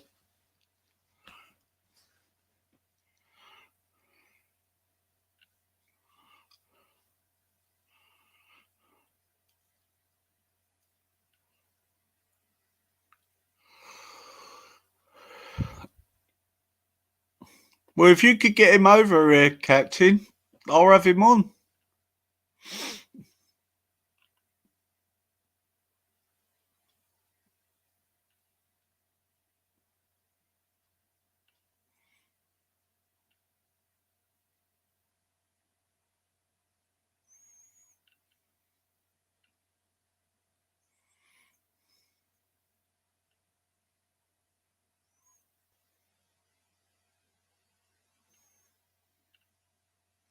Okay, so yeah, I just needed you to put something in a private chat to you later, when you've got time, any time, mate.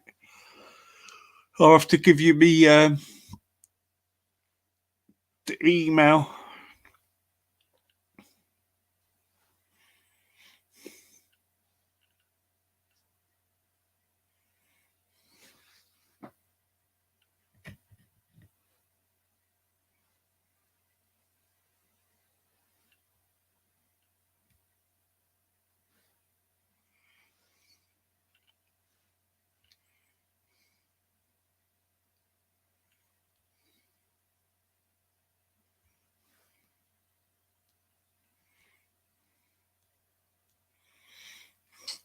Big up 10 are actually listening. Like and subscribe, please.